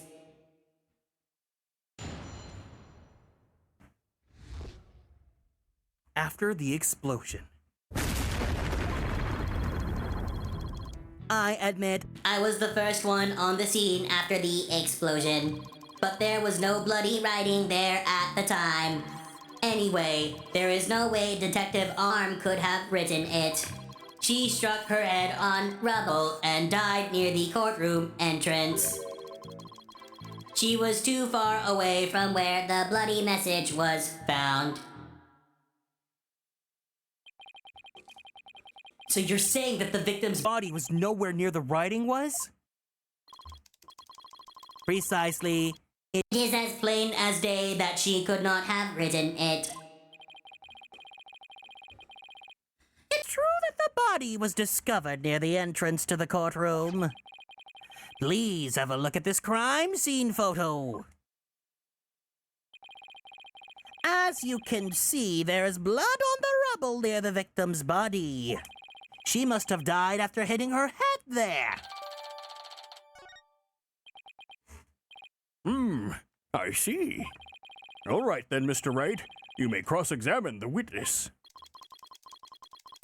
Do you have what it takes to take my infallible testimony apart?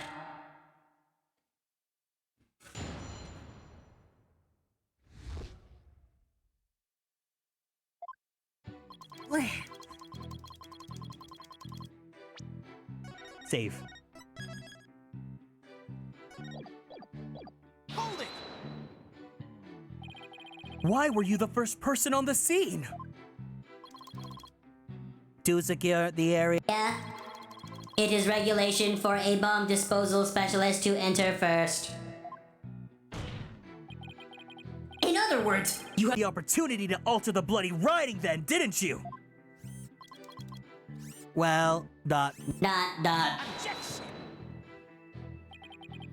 Mr. Wright, please don't interrupt. Mr. Tonnate was about to give the testimony that will show just how wrong your reasoning is. Darn. I think he was just about to say something interesting too. When I went in and Saw the aftermath. Well, it was quite the disaster. Hold it! You were able to tell this even with those goggles on? with these Goggles, there is no way I could have missed something like that. I can see quite well with them. In fact, I can see every hair on your spiky head. Oh, you have a few grays, Mr. Wright. Why is that a bad thing, huh? Gray hair is sexy. What? Poor Mr. Wright. They're always working so hard keeping our office together. Wait a minute, I don't have any gray hairs. just kidding. Objection! I object to the witness's attempt to prematurely give me gray hair. Mr. Tonnate, this court frowns upon untoward comments on a person's hair or lack thereof. You guys know I love salt and pepper hair. Maybe I'll look into getting salt and pepper hair with my 2.0. Maybe my 2.0, I'll just give myself Phoenix's haircut.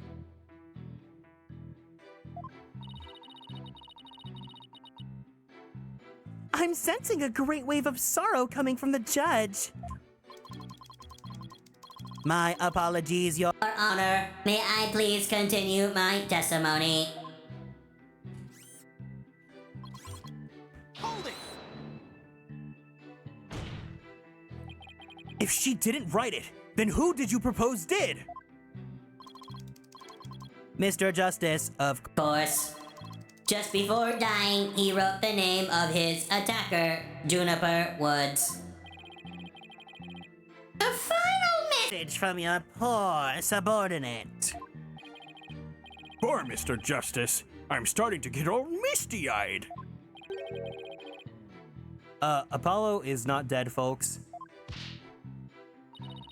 So, how can you be so sure it wasn't Detective Arm who wrote the message? It is very simple.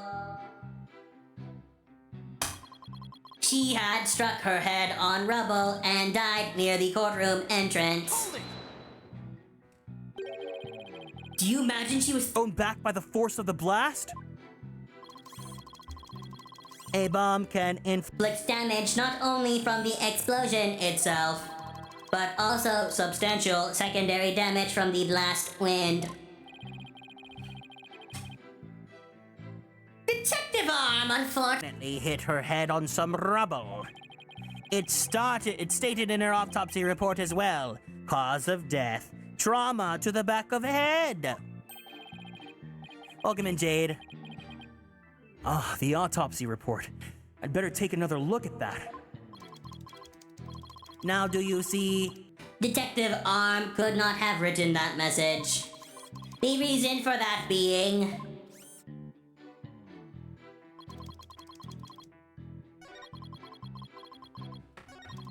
Hold it!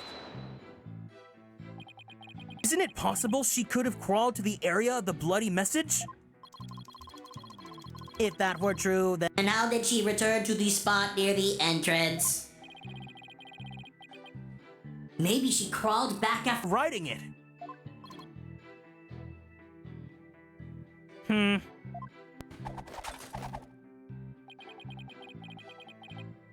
Hey, did this guy just me?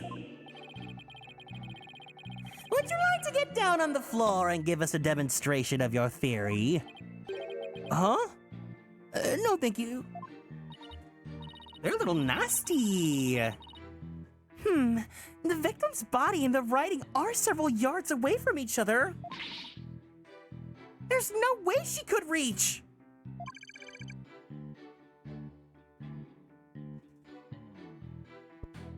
Quite the wait, what is the TikTok voice sound like this? Quite the conundrum. Does the TikTok voice have like a reverb on it, or is it just quite the conundrum? So that means something is off somewhere. There must be a contradiction. Maybe the body was moved. No reverb? Okay. Maybe I'll give Widget that voice, because Widget doesn't talk a lot. But that doesn't explain how blood got on the rubble. What if that was done by the real culprit after the fact? If that's the case, then something about that might contradict the evidence we have.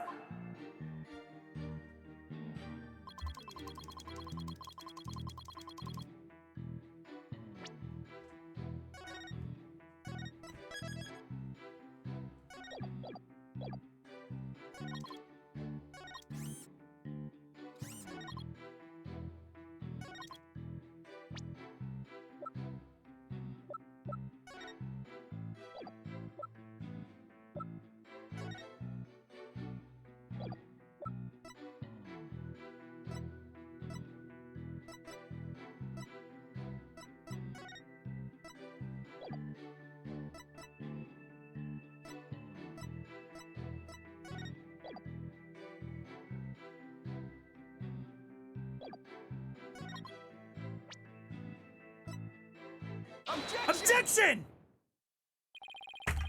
You're a terrible liar, Mr. Tenate.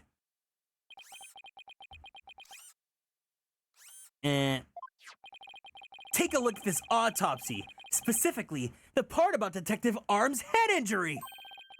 Cause of death, trauma to the back of head caused by an impact with a flat object. Yes, what about it? Now take a good look at the bloody piece of rubble. It's sharp and pointed.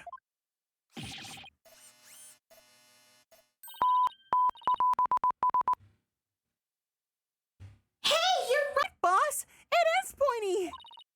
Just like your hair. That is odd, isn't it? What could be the meaning of this contradiction? I believe it means the victim did not hit her head on this piece of rubble. Blech. The blood stain you see is just another fabrication. Its purpose is to mislead us into thinking the victim died near the courtroom entrance.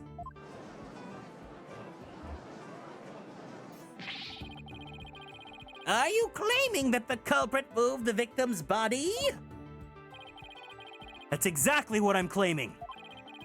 The victim hit her head at some other location. Most likely on the floor or some other flat surface. And this location was somewhere near where the bloody writing was found. In that case, she definitely could have written the message. Your Honor, I have the results of the bloodstain analysis. Ah, very good timing. Let's take a look. According to this report, the message was written in Detective Arm's blood. And as the defense claims, the only parts of the message that were added afterwards were written in Mr. Justice's blood. It would appear that the defense's assertion is correct after this. After all. Oh my god, this is such a long first case.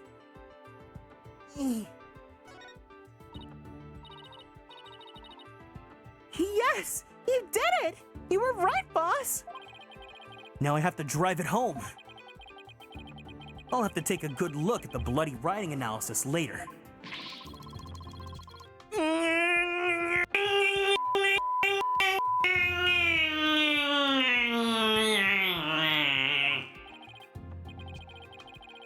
Mr. Tenate, it is now apparent that you have told several lies to this court.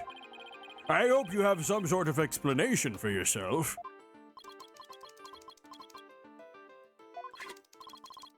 Fine. I will confess. You will? Then why are you so calm? This time, I will tell the truth.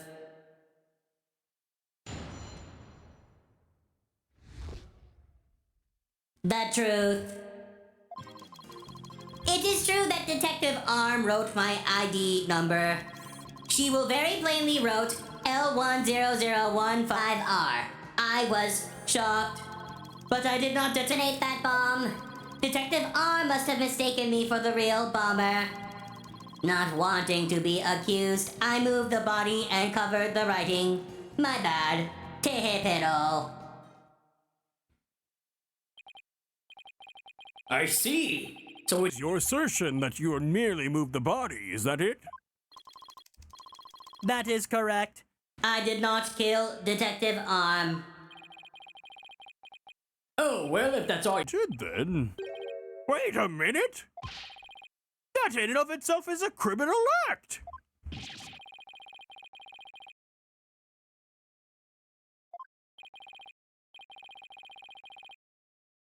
Oh, oops. Wait, was I muted the entire time, or was it just a little bit? Your cross-examination, please, Mr. Wright.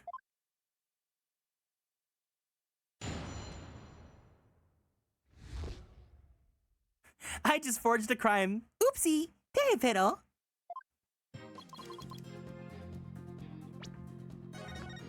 Okay. You know, I think what it is I have this button on my Stream Deck Plus that, like, because I have two Stream Decks. I have the regular Stream Deck and I have the Stream Deck Plus, and the Plus is the one that has like the touchscreen that lets you adjust knobs and stuff. And I have one of the tabs for my mic, and I think I might have accidentally hit it while I was trying to turn on a voice mod. Anyways, whatever. Hold it!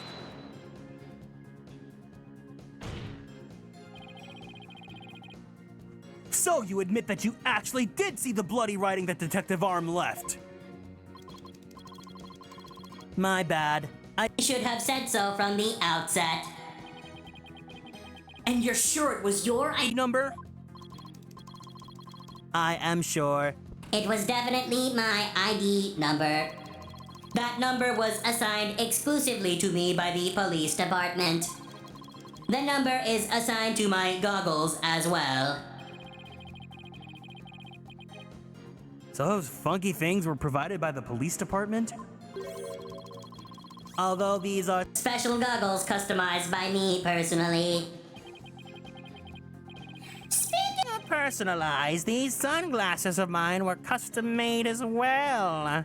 I'm sure you know of Dolky and Gabania. They were specially created to be particularly dark and shiny. Speaking of special, my gavel is made of mahogany and was custom made as well. It was specially created to create a particularly loud and resounding sound. Wish I had something to brag about. You have me. And I have you. And I can brag about how we're so in love and we're happy together. And how big your chest is and how wide your shoulders are. Be all that as it may, I just want to reconfirm you saw the bloody thing clearly? And it was your ID number? That is correct. My ID number was written in blood on the floor. Phoenix has amazing hair. He does. Hold it! L10015R. It was written after the bomb went off in the courtroom. correct. I don't know why she would write it, so that sent me into a panic. It sounds like you were in quite a tizzy. If I were in his shoes, I guess it would have psyched me out too. I can't imagine someone coming across the message "Psychs" written in blood. If I saw gasp in pain written in blood, it'd certainly make me gasp. Rest assured, Mr. Tenate, I understand how you must have felt. And so you discovered your ID number written in blood at the scene, and... That is right. I Saw it with my own eyes. It very clearly said L10015R. Hold it! Didn't you? The victim may have special knowledge of who the bomber it was. I have no Idea what thoughts Detective Arm may have had inside her head. It is not like I ever dismantled her mind to check.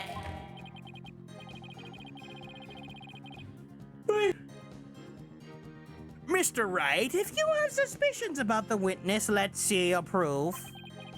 Evidence is everything in a court of law. Even school children know that. How many years have you been a defense attorney now? Like maybe like 2, because he just got his license back, dude. Cut me some slack, will you? Don't feel bad, boss. You just got your attorney's badge back after all. In that sense, you're still more of a beginner than I am. I suppose I should be thankful you're not a licensed psychologist. Mr. Tenate, please continue with your testimony. With pleasure. My ID number was left at the scene, but Hold it! By mistaken, do you mean that you had nothing to do with the explosion? That is correct. that is why I was so shocked when I saw my ID number. I have already suspected Mr. Tenate for no reason other than the fact that, as the bomb specialist, he was in charge of the bomb. In other words, a false accusation. It's vocational discrimination, I say. I do not support discrimination of any kind. Well spoken, Your Honor. If the victim had been found to be killed with a gavel, Mr. Blue Suit over there probably would have pinned the crime on you! He would? Well, that just wouldn't do. Mr. Wright, if you dare try to pin anything on me, I will find you in contempt of court. But I've never even tried to harm a hair on him. A strand on your beard, Your Honor. Well said, Mr. Payne, because I am so closely associated with bombs. I was afraid I would be prosecuted if anyone saw the bloody writing.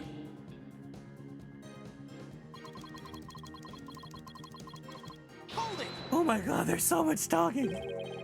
You didn't think to clean away the bloody writing? I didn't have time. By the time I found the message, the blood was already dry. The police were waiting just outside for me to secure the room. And I still had to move the body. I was in a panic. With no time to spare, I temporarily covered the writing with my case. Didn't you think the police would find it during their investigation? Regulations Stipulates only specialists may touch transport cases. Because of the danger, you see. I thought I would clean up the writing once they were finished. My bad. Tehe pero.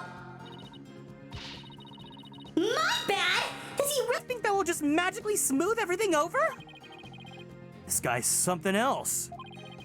I don't believe Detective Arm's dying message was just some mistake. He won't wriggle out of this easily. What did Mr. Tenate see when he first discovered the bloody writing? There has to be a contradiction hidden in his testimony somewhere.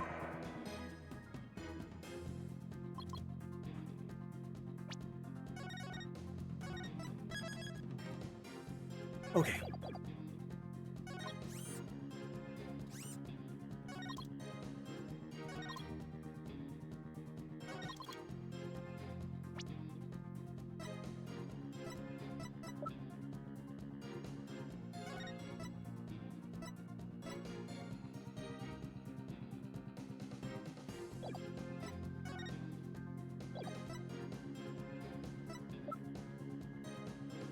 I'm thinking.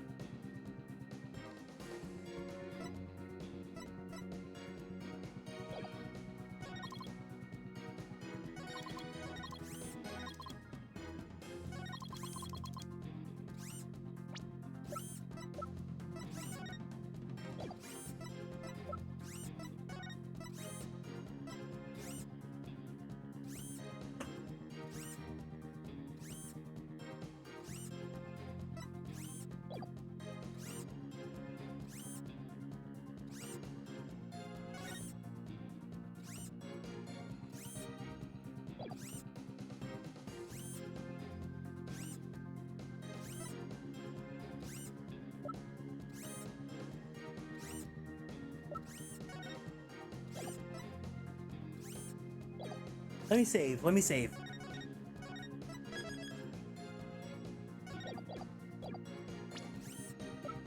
Objection! Yes! I just want to make doubly sure that L10015R is really what you saw written in blood.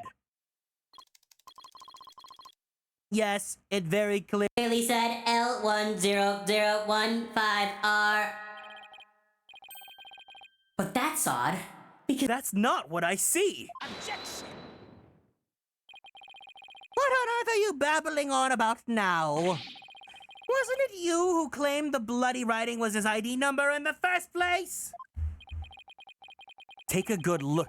Look at this photograph in this bloody writing analysis. Now tell me, does it really say 10015R? Oh. Eep! Something is missing, isn't it? And that something is the final R. What is the meaning of this, Mr. Tenate? Oh, right now I remember there was no R on the end. It was just a slip of the finger. My bad. Come back, my beautiful contradiction. Mr. Wright, I'm not so sure it was just a simple slip of the finger. You have something for me, Athena? I sense that he's extremely agitated, almost panicked. He does look pretty flustered. Well, Mr. Wright, it appears it was nothing more than a mere mistake. I don't know. Did he really just make a typo? What about that R? Did Mr. Tenate really see it?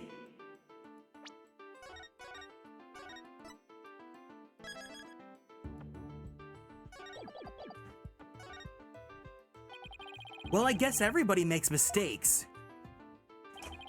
Even I get Mr. Justice and Miss Sykes here mixed up sometimes. I just don't believe it, Mr. Wright. Okay. I know it's there, but it's not an R. Maybe it was a P.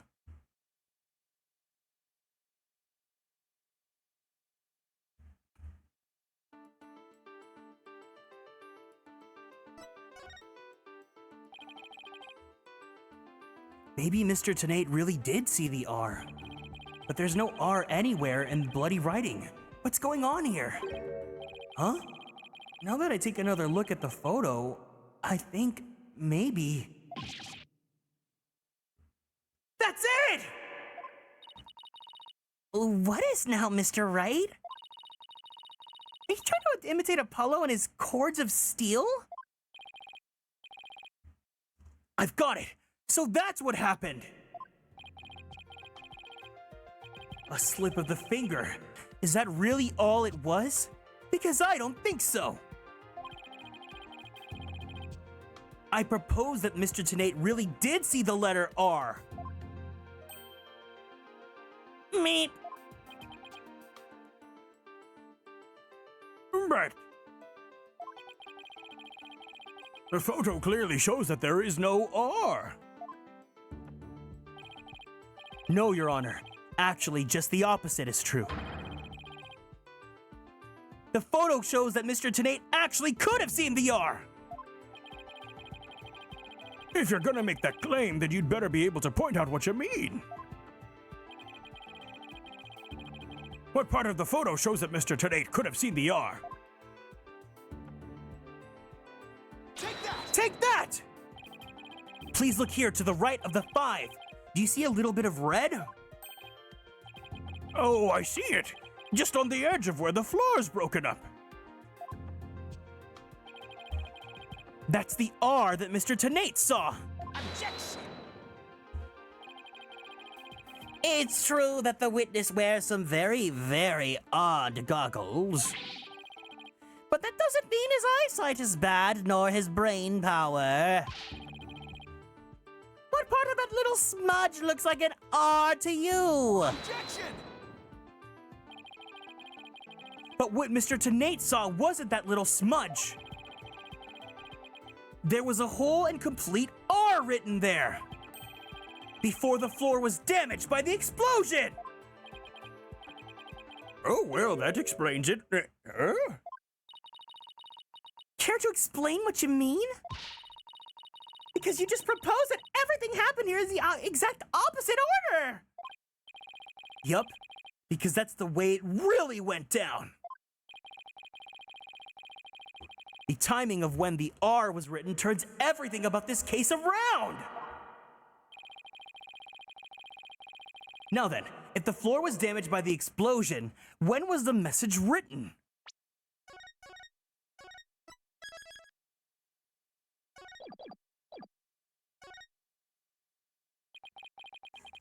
With the bloody message running off on the edge of the damaged floor like that, we can only conclude that it was written before the explosion! But that's ridiculous! If that were true, then it overturns your own premise.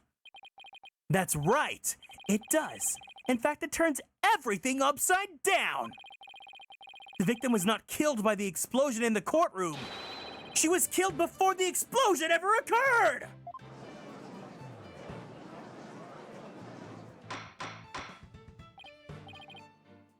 Order! Order in the court! What kind of preposterous claim is that? Have you forgotten that the victim's body was found at the scene of the explosion? Objection! True, but consider this scenario. She was hit on the head and killed before the explosion, or even before the trial began. Her body was subsequently placed into the courtroom ruins after the bombing occurred. That way, it could be made to look like she was a victim of the blast! What? Sounds like we have a better look into what the victim was doing before the trial. Mr. Payne, did anyone see Detective Arm before the trial? Let's see. According to the police report... Ah, here it is! One person saw the victim before the trial. And that person was... Ted Tenate. Wait. What? No one besides Mr. Tenate saw the victim? That appears to be the case, Your Honor.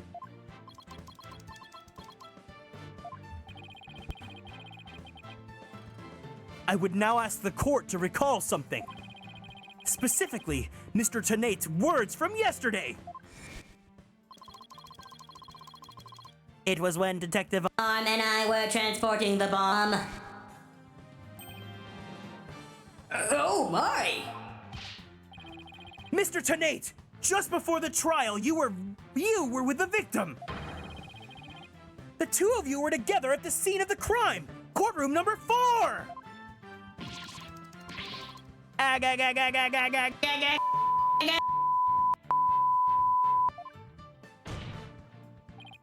Your Honor, the defense requests new testimony from Mr. Tenate. We wish to hear what he has to say about his whereabouts just before the trial. Mr. Tenate, your testimony, please. My testimony, There's no need for... He's completely unnerved, Mr. Right? You must have hit the nail on the head? Because, All I did was transport the bomb to the courtroom. I already told you.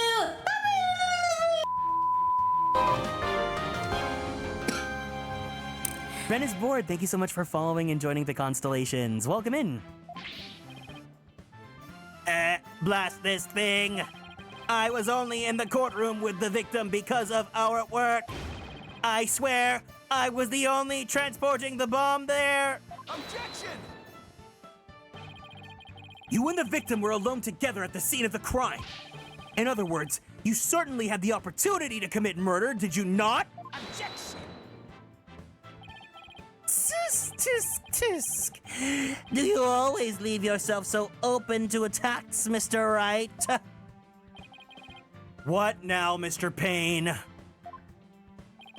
Yes, Mr. Teenage may have had the opportunity to kill Detective Arm. But in an important piece of your assertion is missing. What important piece?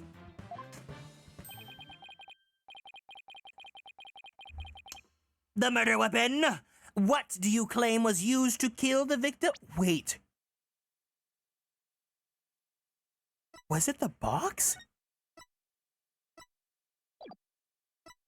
It said with a flat object. Mr. Payne has a point. Even if Mr. Tennate had the chance without a weapon, he couldn't accuse him of the crime. Well, Mr. Tennate. Oh, yes. That's right. I didn't have any sort of thing that could be used as a murder weapon on me. I couldn't possibly have killed Detective Arm.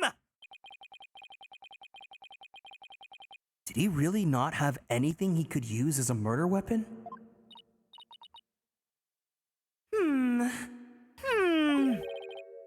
What is it, Athena?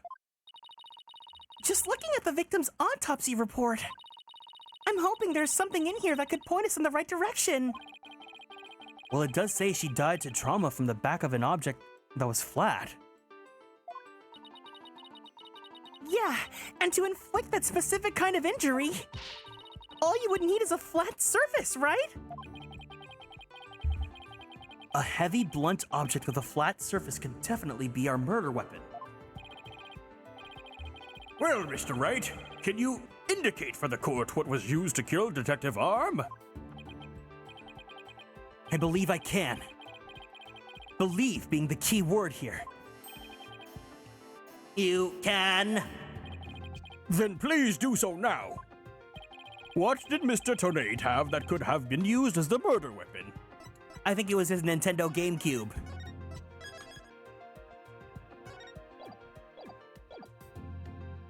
Take that! Mr. Tennate, you say you didn't have anything that could be used as a weapon. But in fact, you had the perfect thing. What? What the devil are you talking about? You had this! That's the bomb! I thought you were trying to prove that the victim wasn't killed by the bomb blast. The bomb blast, no. But I believe Candace Arm was killed with this bomb. Because this was the blunt object that delivered the fatal blow to her head! Yeah! Please recall the description of Detective Arm's head wound. Trauma to the back of head caused by impact with a flat object. We assumed this injury was sustained when she hit her head on the floor. But a blow from any flat side of this bomb would produce the exact same wound pattern.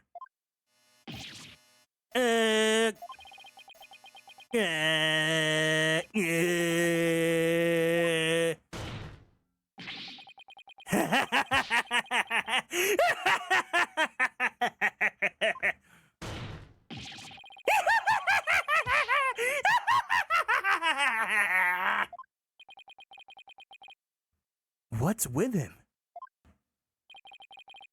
Then show me some proof!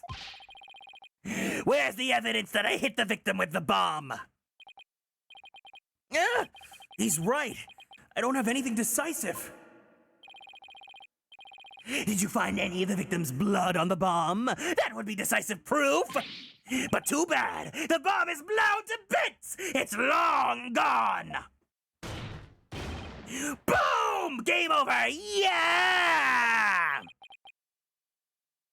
Ugh. Mr. Wright, is there really nothing on the bomb in the photo?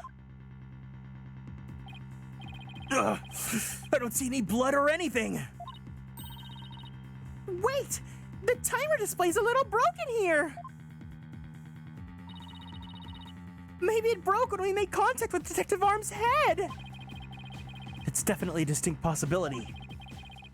But unless we find a fragment with the victim's blood on it, it's not going to count. I guess you're right. By setting off the bomb, Nate managed to obliterate all traces of the murder weapon. What in the world do I do now? At times like this, I've got to change gears and look at things in a different way. Instead of looking for the things he wasn't able to hide, I should be looking for a way to expose the things he did hide. Ted Nate murdered Detective Arm before the trial started. Then, he placed her body in the courtroom after the bomb went off. Which means there was something he needed to keep hidden until then. And I think I have just the thing.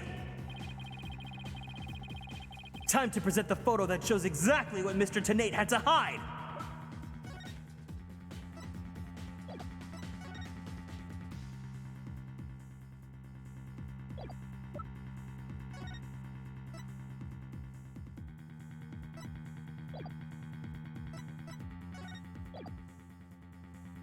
It says photo. Oh.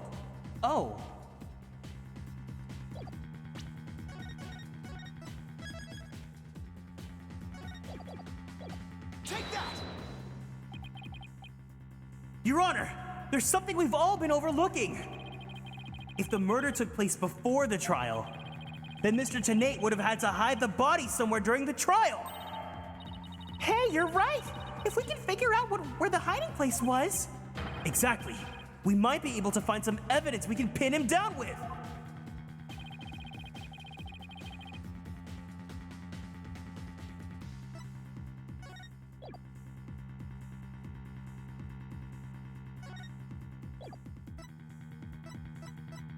In the bomb case?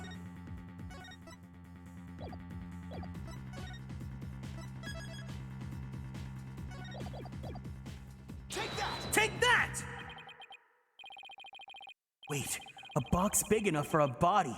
A box that was in the courtroom the whole time. A box nobody would touch if they thought there was a bomb in it. Mr. Nate! What is it? Do you finally have some decisive evidence to show me? No, you're the one who's gonna show it to me.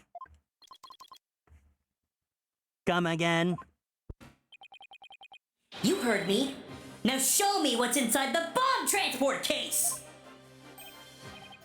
What? Why? No! There's no need! I've got him now! Just before the trial, you killed the victim with a blunt object. And then, you placed her body in the ruins of the courtroom after the bomb went off. Clearly, you were trying to make it look like she died in the explosion. But where was the body hidden during the trial? Oh! I hadn't thought of that. The answer's right here.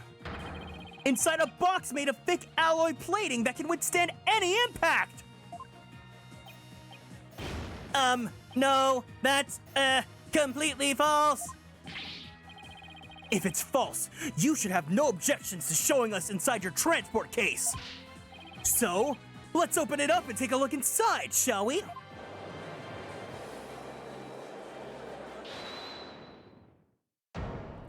Hold it!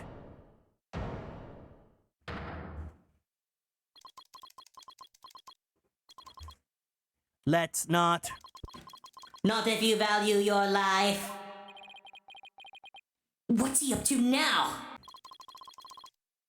Remain calm and listen carefully. This bomb will detonate in 5 minutes. What? Huh? I repeat. This HH3000 will detonate in 5 minutes. What's going on? Your Honor, I recommend you adjourn this trial before this bomb goes off.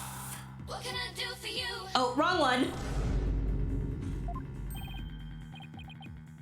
Mr. Tenate, are you threatening me? Heh, heh. I am the only one who can disable this bomb. If you do not want to die, your only option is to listen to me. But Mr. Nate, didn't you just say this is a training model? A fake to practice on? I did, but I also lied. This is the real deal. This is the HH3000. But the HH3000 was used to blow up the courtroom number 4, wasn't it? How do you know it was the real HH3000 that blew up the courtroom number 4? Huh? The bomb that blew up the courtroom was a different one, one that I made. What? Then are we to take that as part of a confession of your part? Take it any way you would like. Just before the trial, I took the HH3000 out of the stuffed animal and put my own bomb into it. That was the bomb that exploded and destroyed courtroom number 4. Mr. Today! Please be reasonable! Do you really expect us to believe a crazy story like that? The HH3000. It is so unique. I had never seen anything like it. It is so unique that I could not replicate the detonation mechanism. So, I just had to have it. Besides, did anyone look inside the stuffed animal during the trial? Did anyone check to see if it really was the HH3000 in there? Why blow up the place? I mean, he's probably just like an arsonist, you know? I must confess, no one opened the stuffed animal to check. So there really is a possibility that the bomb was switched out? No, not a possibility, a certainty. I did it. So he's had a real bomb with him the whole time? You had better get out of here while you can. You do not have much time. Once again, in real life court, you have to go to a metal detector. There's no way they would have let this guy. I mean, I guess he's police, so they would have just. I don't know. This is stupid.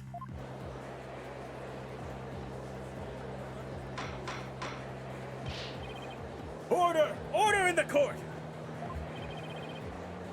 I'm out of here! Yeah, he's been chewing on a bomb this whole time. It's like the SpongeBob episode where the pie was the bomb. It's gonna roll blow! Run!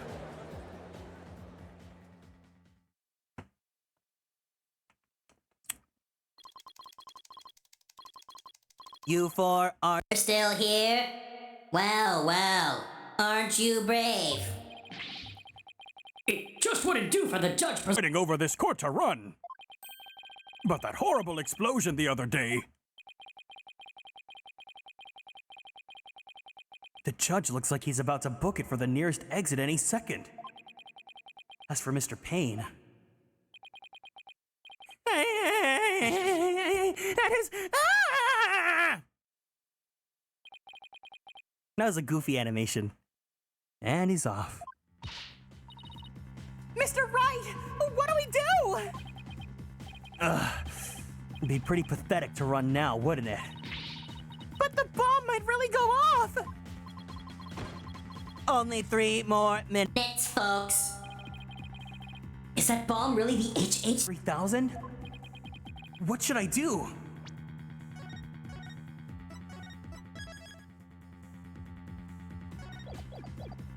Run like a yellow-bellied chicken. I can't run now. Well, it's been Fun, but I will be going now. With my dear HH3000, naturally. Oh, and by the way, I would advise against having me followed. Even with no remote switch, this bomb can still be triggered manually. If I think I'm being followed, I will detonate it on the spot. It's that guy from the meme. What What are meme? you talking about? But welcome in, Jaria. farewell. Hold it! You're not going anywhere, Tentonate. Oh. Objection's more than just a meme, it's a way of life. It's a culture. But welcome in. Hope you're doing well. Your Honor, there's no reason to be afraid. That bomb is a fake. Are you sure, Mr. Wright? More of your famous bluffing. Even at the risk of your own life. Mr. Wright! None of your bluffing now! Not a time like this! Lives are on the line here! I'm not bluffing, and I have proof. You do? Yes, of course, Your Honor. It's right here in the photo of the bomb, clear as day. Proof that Mr. Tenate's bomb is not the real HH3000. Really? Out with it then, immediately! Where's the proof that the doubt Mr. Tenate is holding the not real blah blah blah blah? Thank you for the kind words.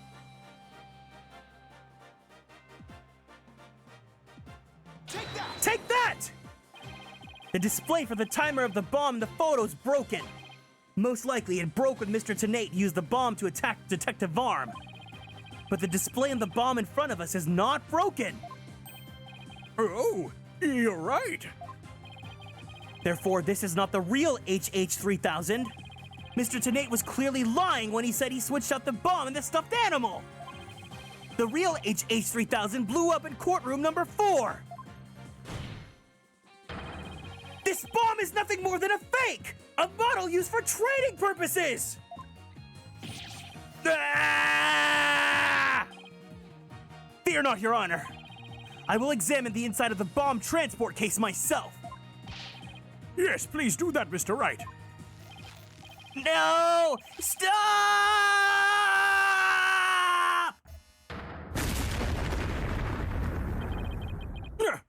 What is that? Is that a blood stain? Just as I expected. Your lies have all been blown to bits, Mr. Tenate! I'm confident DNA analysis of this blood stain will confirm it's Detective Arm's blood.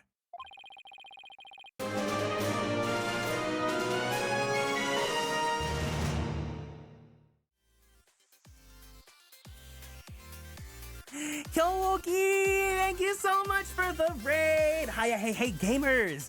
Welcome in. If you guys are new here, it's nice to meet you all. My name is Kieran. I am a magical boy idol VTuber, as well as a queer Filipino-American voice actor for animation, anime, and video games.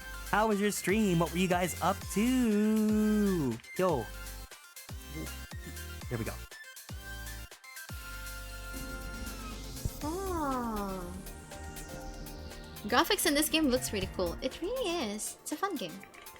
What game is this? The combat is very Wuwa? fun. Yeah, it's Wuwa. Okay. For someone who like probably Is that the sexy old man? Like, is that young Plot Wolf? is secondary and combat is primary. They probably enjoy this game a lot. Nice. We're playing a really old retro game, this Gene Forge. I've never heard of that. That's so cool. Yeah, I hope you guys had a great time. If you guys want to hang out, we're just finishing up the case for Dual Destinies, the first case. If you want to sit back and see the final parts of it, feel free to hang out. Otherwise, if you gotta go, take care of yourself, drink some water, don't forget to take your meds, do what you gotta do. But yeah, thank you guys for the raid. I appreciate it. And welcome in, Kagero. Hope you're doing good too. But yeah, hope you guys are doing well. Let's go ahead and wrap this up.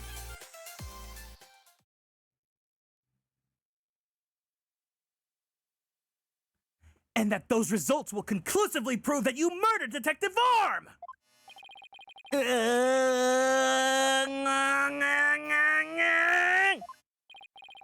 How about it, Mr. Tenate?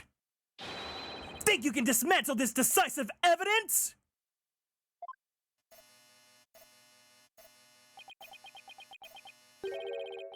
Dismantle it.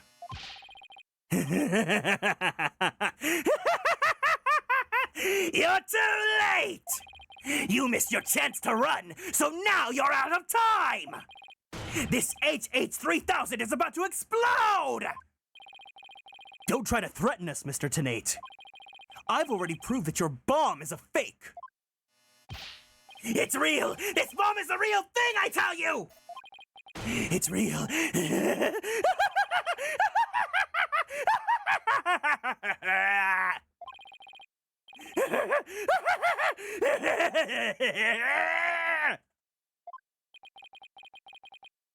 Mad Bomber, party of one. There's no time left. It's going to blow. I have to disarm it. I have to take it apart. I can dismantle anything. I can take apart evidence. I can take apart bombs. I can dismantle it all. Dismantle, dismantle, dismantle, dismantle, dismantle, dismantle, dismantle, dismantle, dismantle, dismantle, dismantle. I'm not gonna make it. Only one thing left to do. Stop!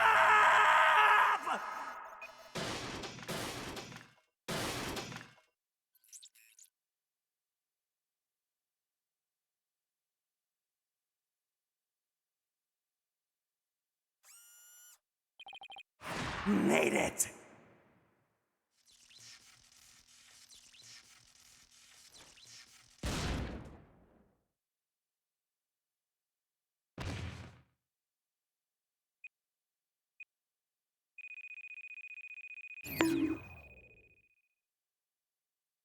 Game over.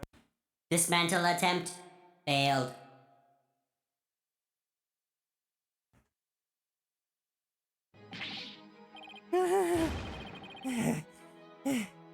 It's all over. My life has been blown to pieces. It's all that stupid woman's fault!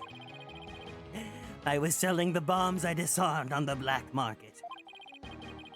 When I tried to take this one, she just about had to notice, didn't she? Afternoon, I love how Lastiel just comes in after this huge breakdown.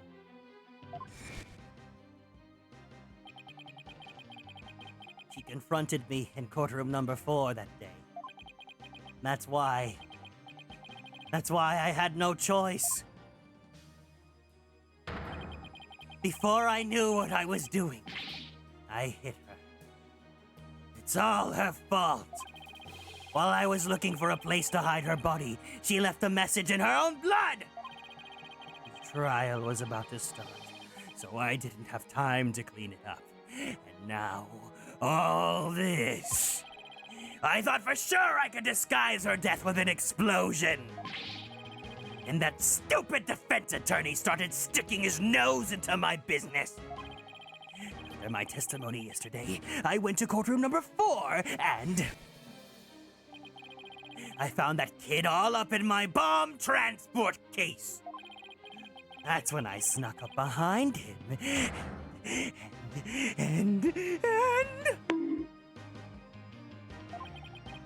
And when that idiot police arrested that little girl, I thought for sure I could pin it all on her! Why? Oh. Why?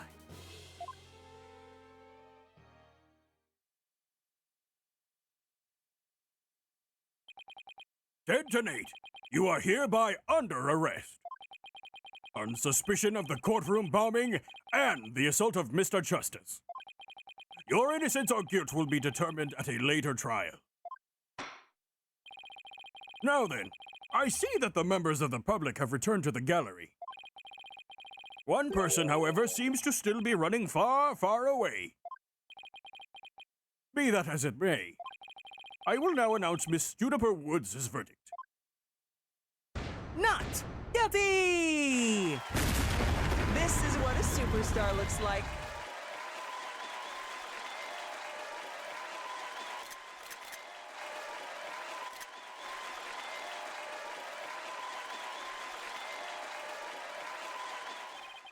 Court is adjourned.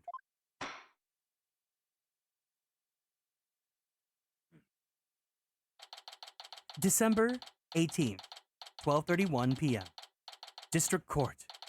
Defendant Lobby, number 5. You did it, boss! Yeah, I guess we managed to pull it off somehow. So many mysteries cleared up all at once! It was amazing! It just sort of worked out that way, didn't it? That's not the kind of thing that usually just works out. You made it happen! And the way that mean old prosecutor hightailed it out of here, that was great! Mr. Wright, Nina, thank you for everything you did for me. I'm so happy for you, Junie! Now you can go back home to the forest in peace! I hope that the both of you will both come and visit me sometime. That would be nice. Thank you for the invitation. I don't know, Mr. Wright. I'm not so sure you can make it all the way up to Junie's house.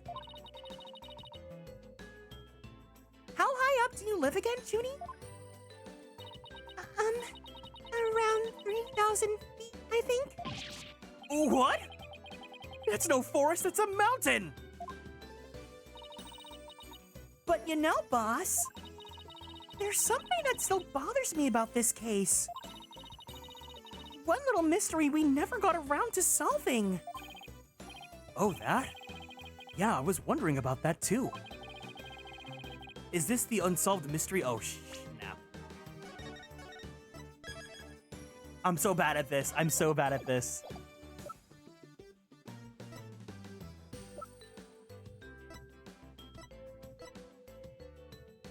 Take that! Take that! The remote switch, right? Yeah, I wonder where it disappeared to. Maybe Mr. Tenay just got rid of it somewhere. Yeah, it is a pretty big thing to leave unsolved, though. Well, let's leave it up to the police to find. For now, we should be celebrating our non-guilty verdict. I guess you're right. Hey, I know! Junie, shall we go report the good news? You know, to the certain someone. Okay. Huh? Her grandmother? No, silly, to Apollo! Oh, right. Well, why don't we all go to the hospital together to see him? Great idea! I bet he's bored out of his mind. Okay. And so the courtroom bombing case came to a close. Thank you so much for the care package, Kill. Everyone, let's go ahead and stand up from our seats.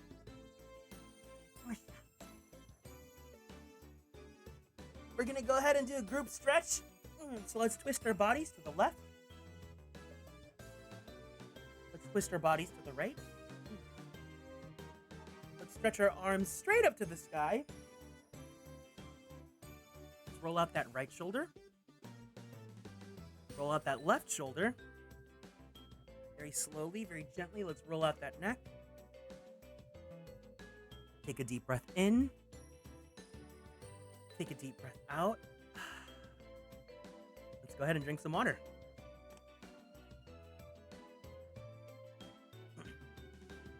And so the courtroom bombing case came to a close. But the next trial was just over the horizon. There's never a dull moment with so many lawyers in the office, that's for sure. Apollo Justice, Athena Sykes, and me, Phoenix Wright. Between the three of us, there's no case we can't solve. When our powers combine, we're an unstoppable team. At least, that's what I believed.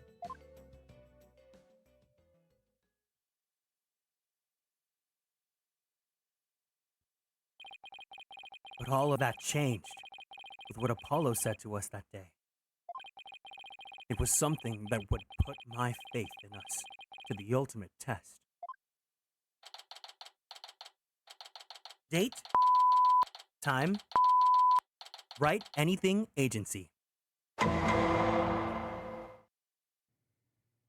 Anime! Sorry, but I'll be taking a leave of absence. Wait! What do you mean by a leave? Can you at least give me a reason why? I can only say that this is something I must settle on my own.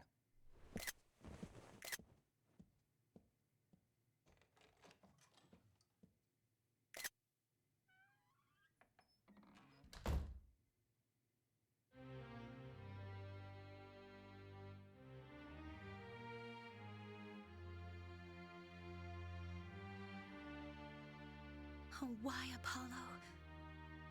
Why are you shutting us out?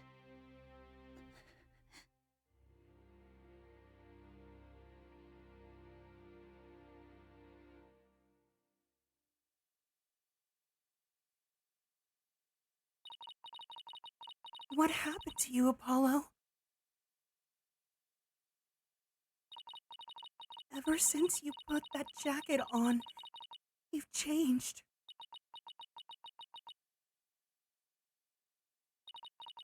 And now, for whatever reason, all my mind keeps doing is returning to the day. And as we did, I came to know who he is and how he thinks. It was a very peculiar case, one in which the victim was killed by a mythical creature.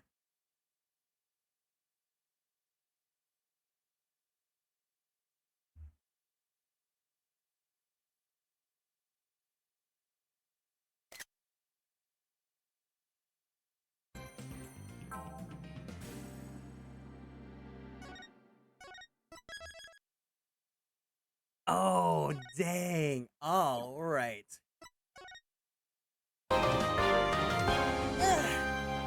Kieran, thank you so much for following and joining the Konstellations. Welcome in. Ooh. There we go. So now, that was the first episode. That was awesome. That was great. Welcome in, Princess Lydia. Unfortunately, we're at the very end of the stream. What's going on here? I'm so curious. Something about that boyfriend sweater. The Apollo with the boyfriend sweater, something. I cannot wait. I can't wait to get my heart broken so bad. I want to see him so bad. I really want to see him so bad. We'll get there. We'll get there. But anyways, this was a lot of fun. I thank you guys for joining me here. Let's go ahead and turn off my Switch and...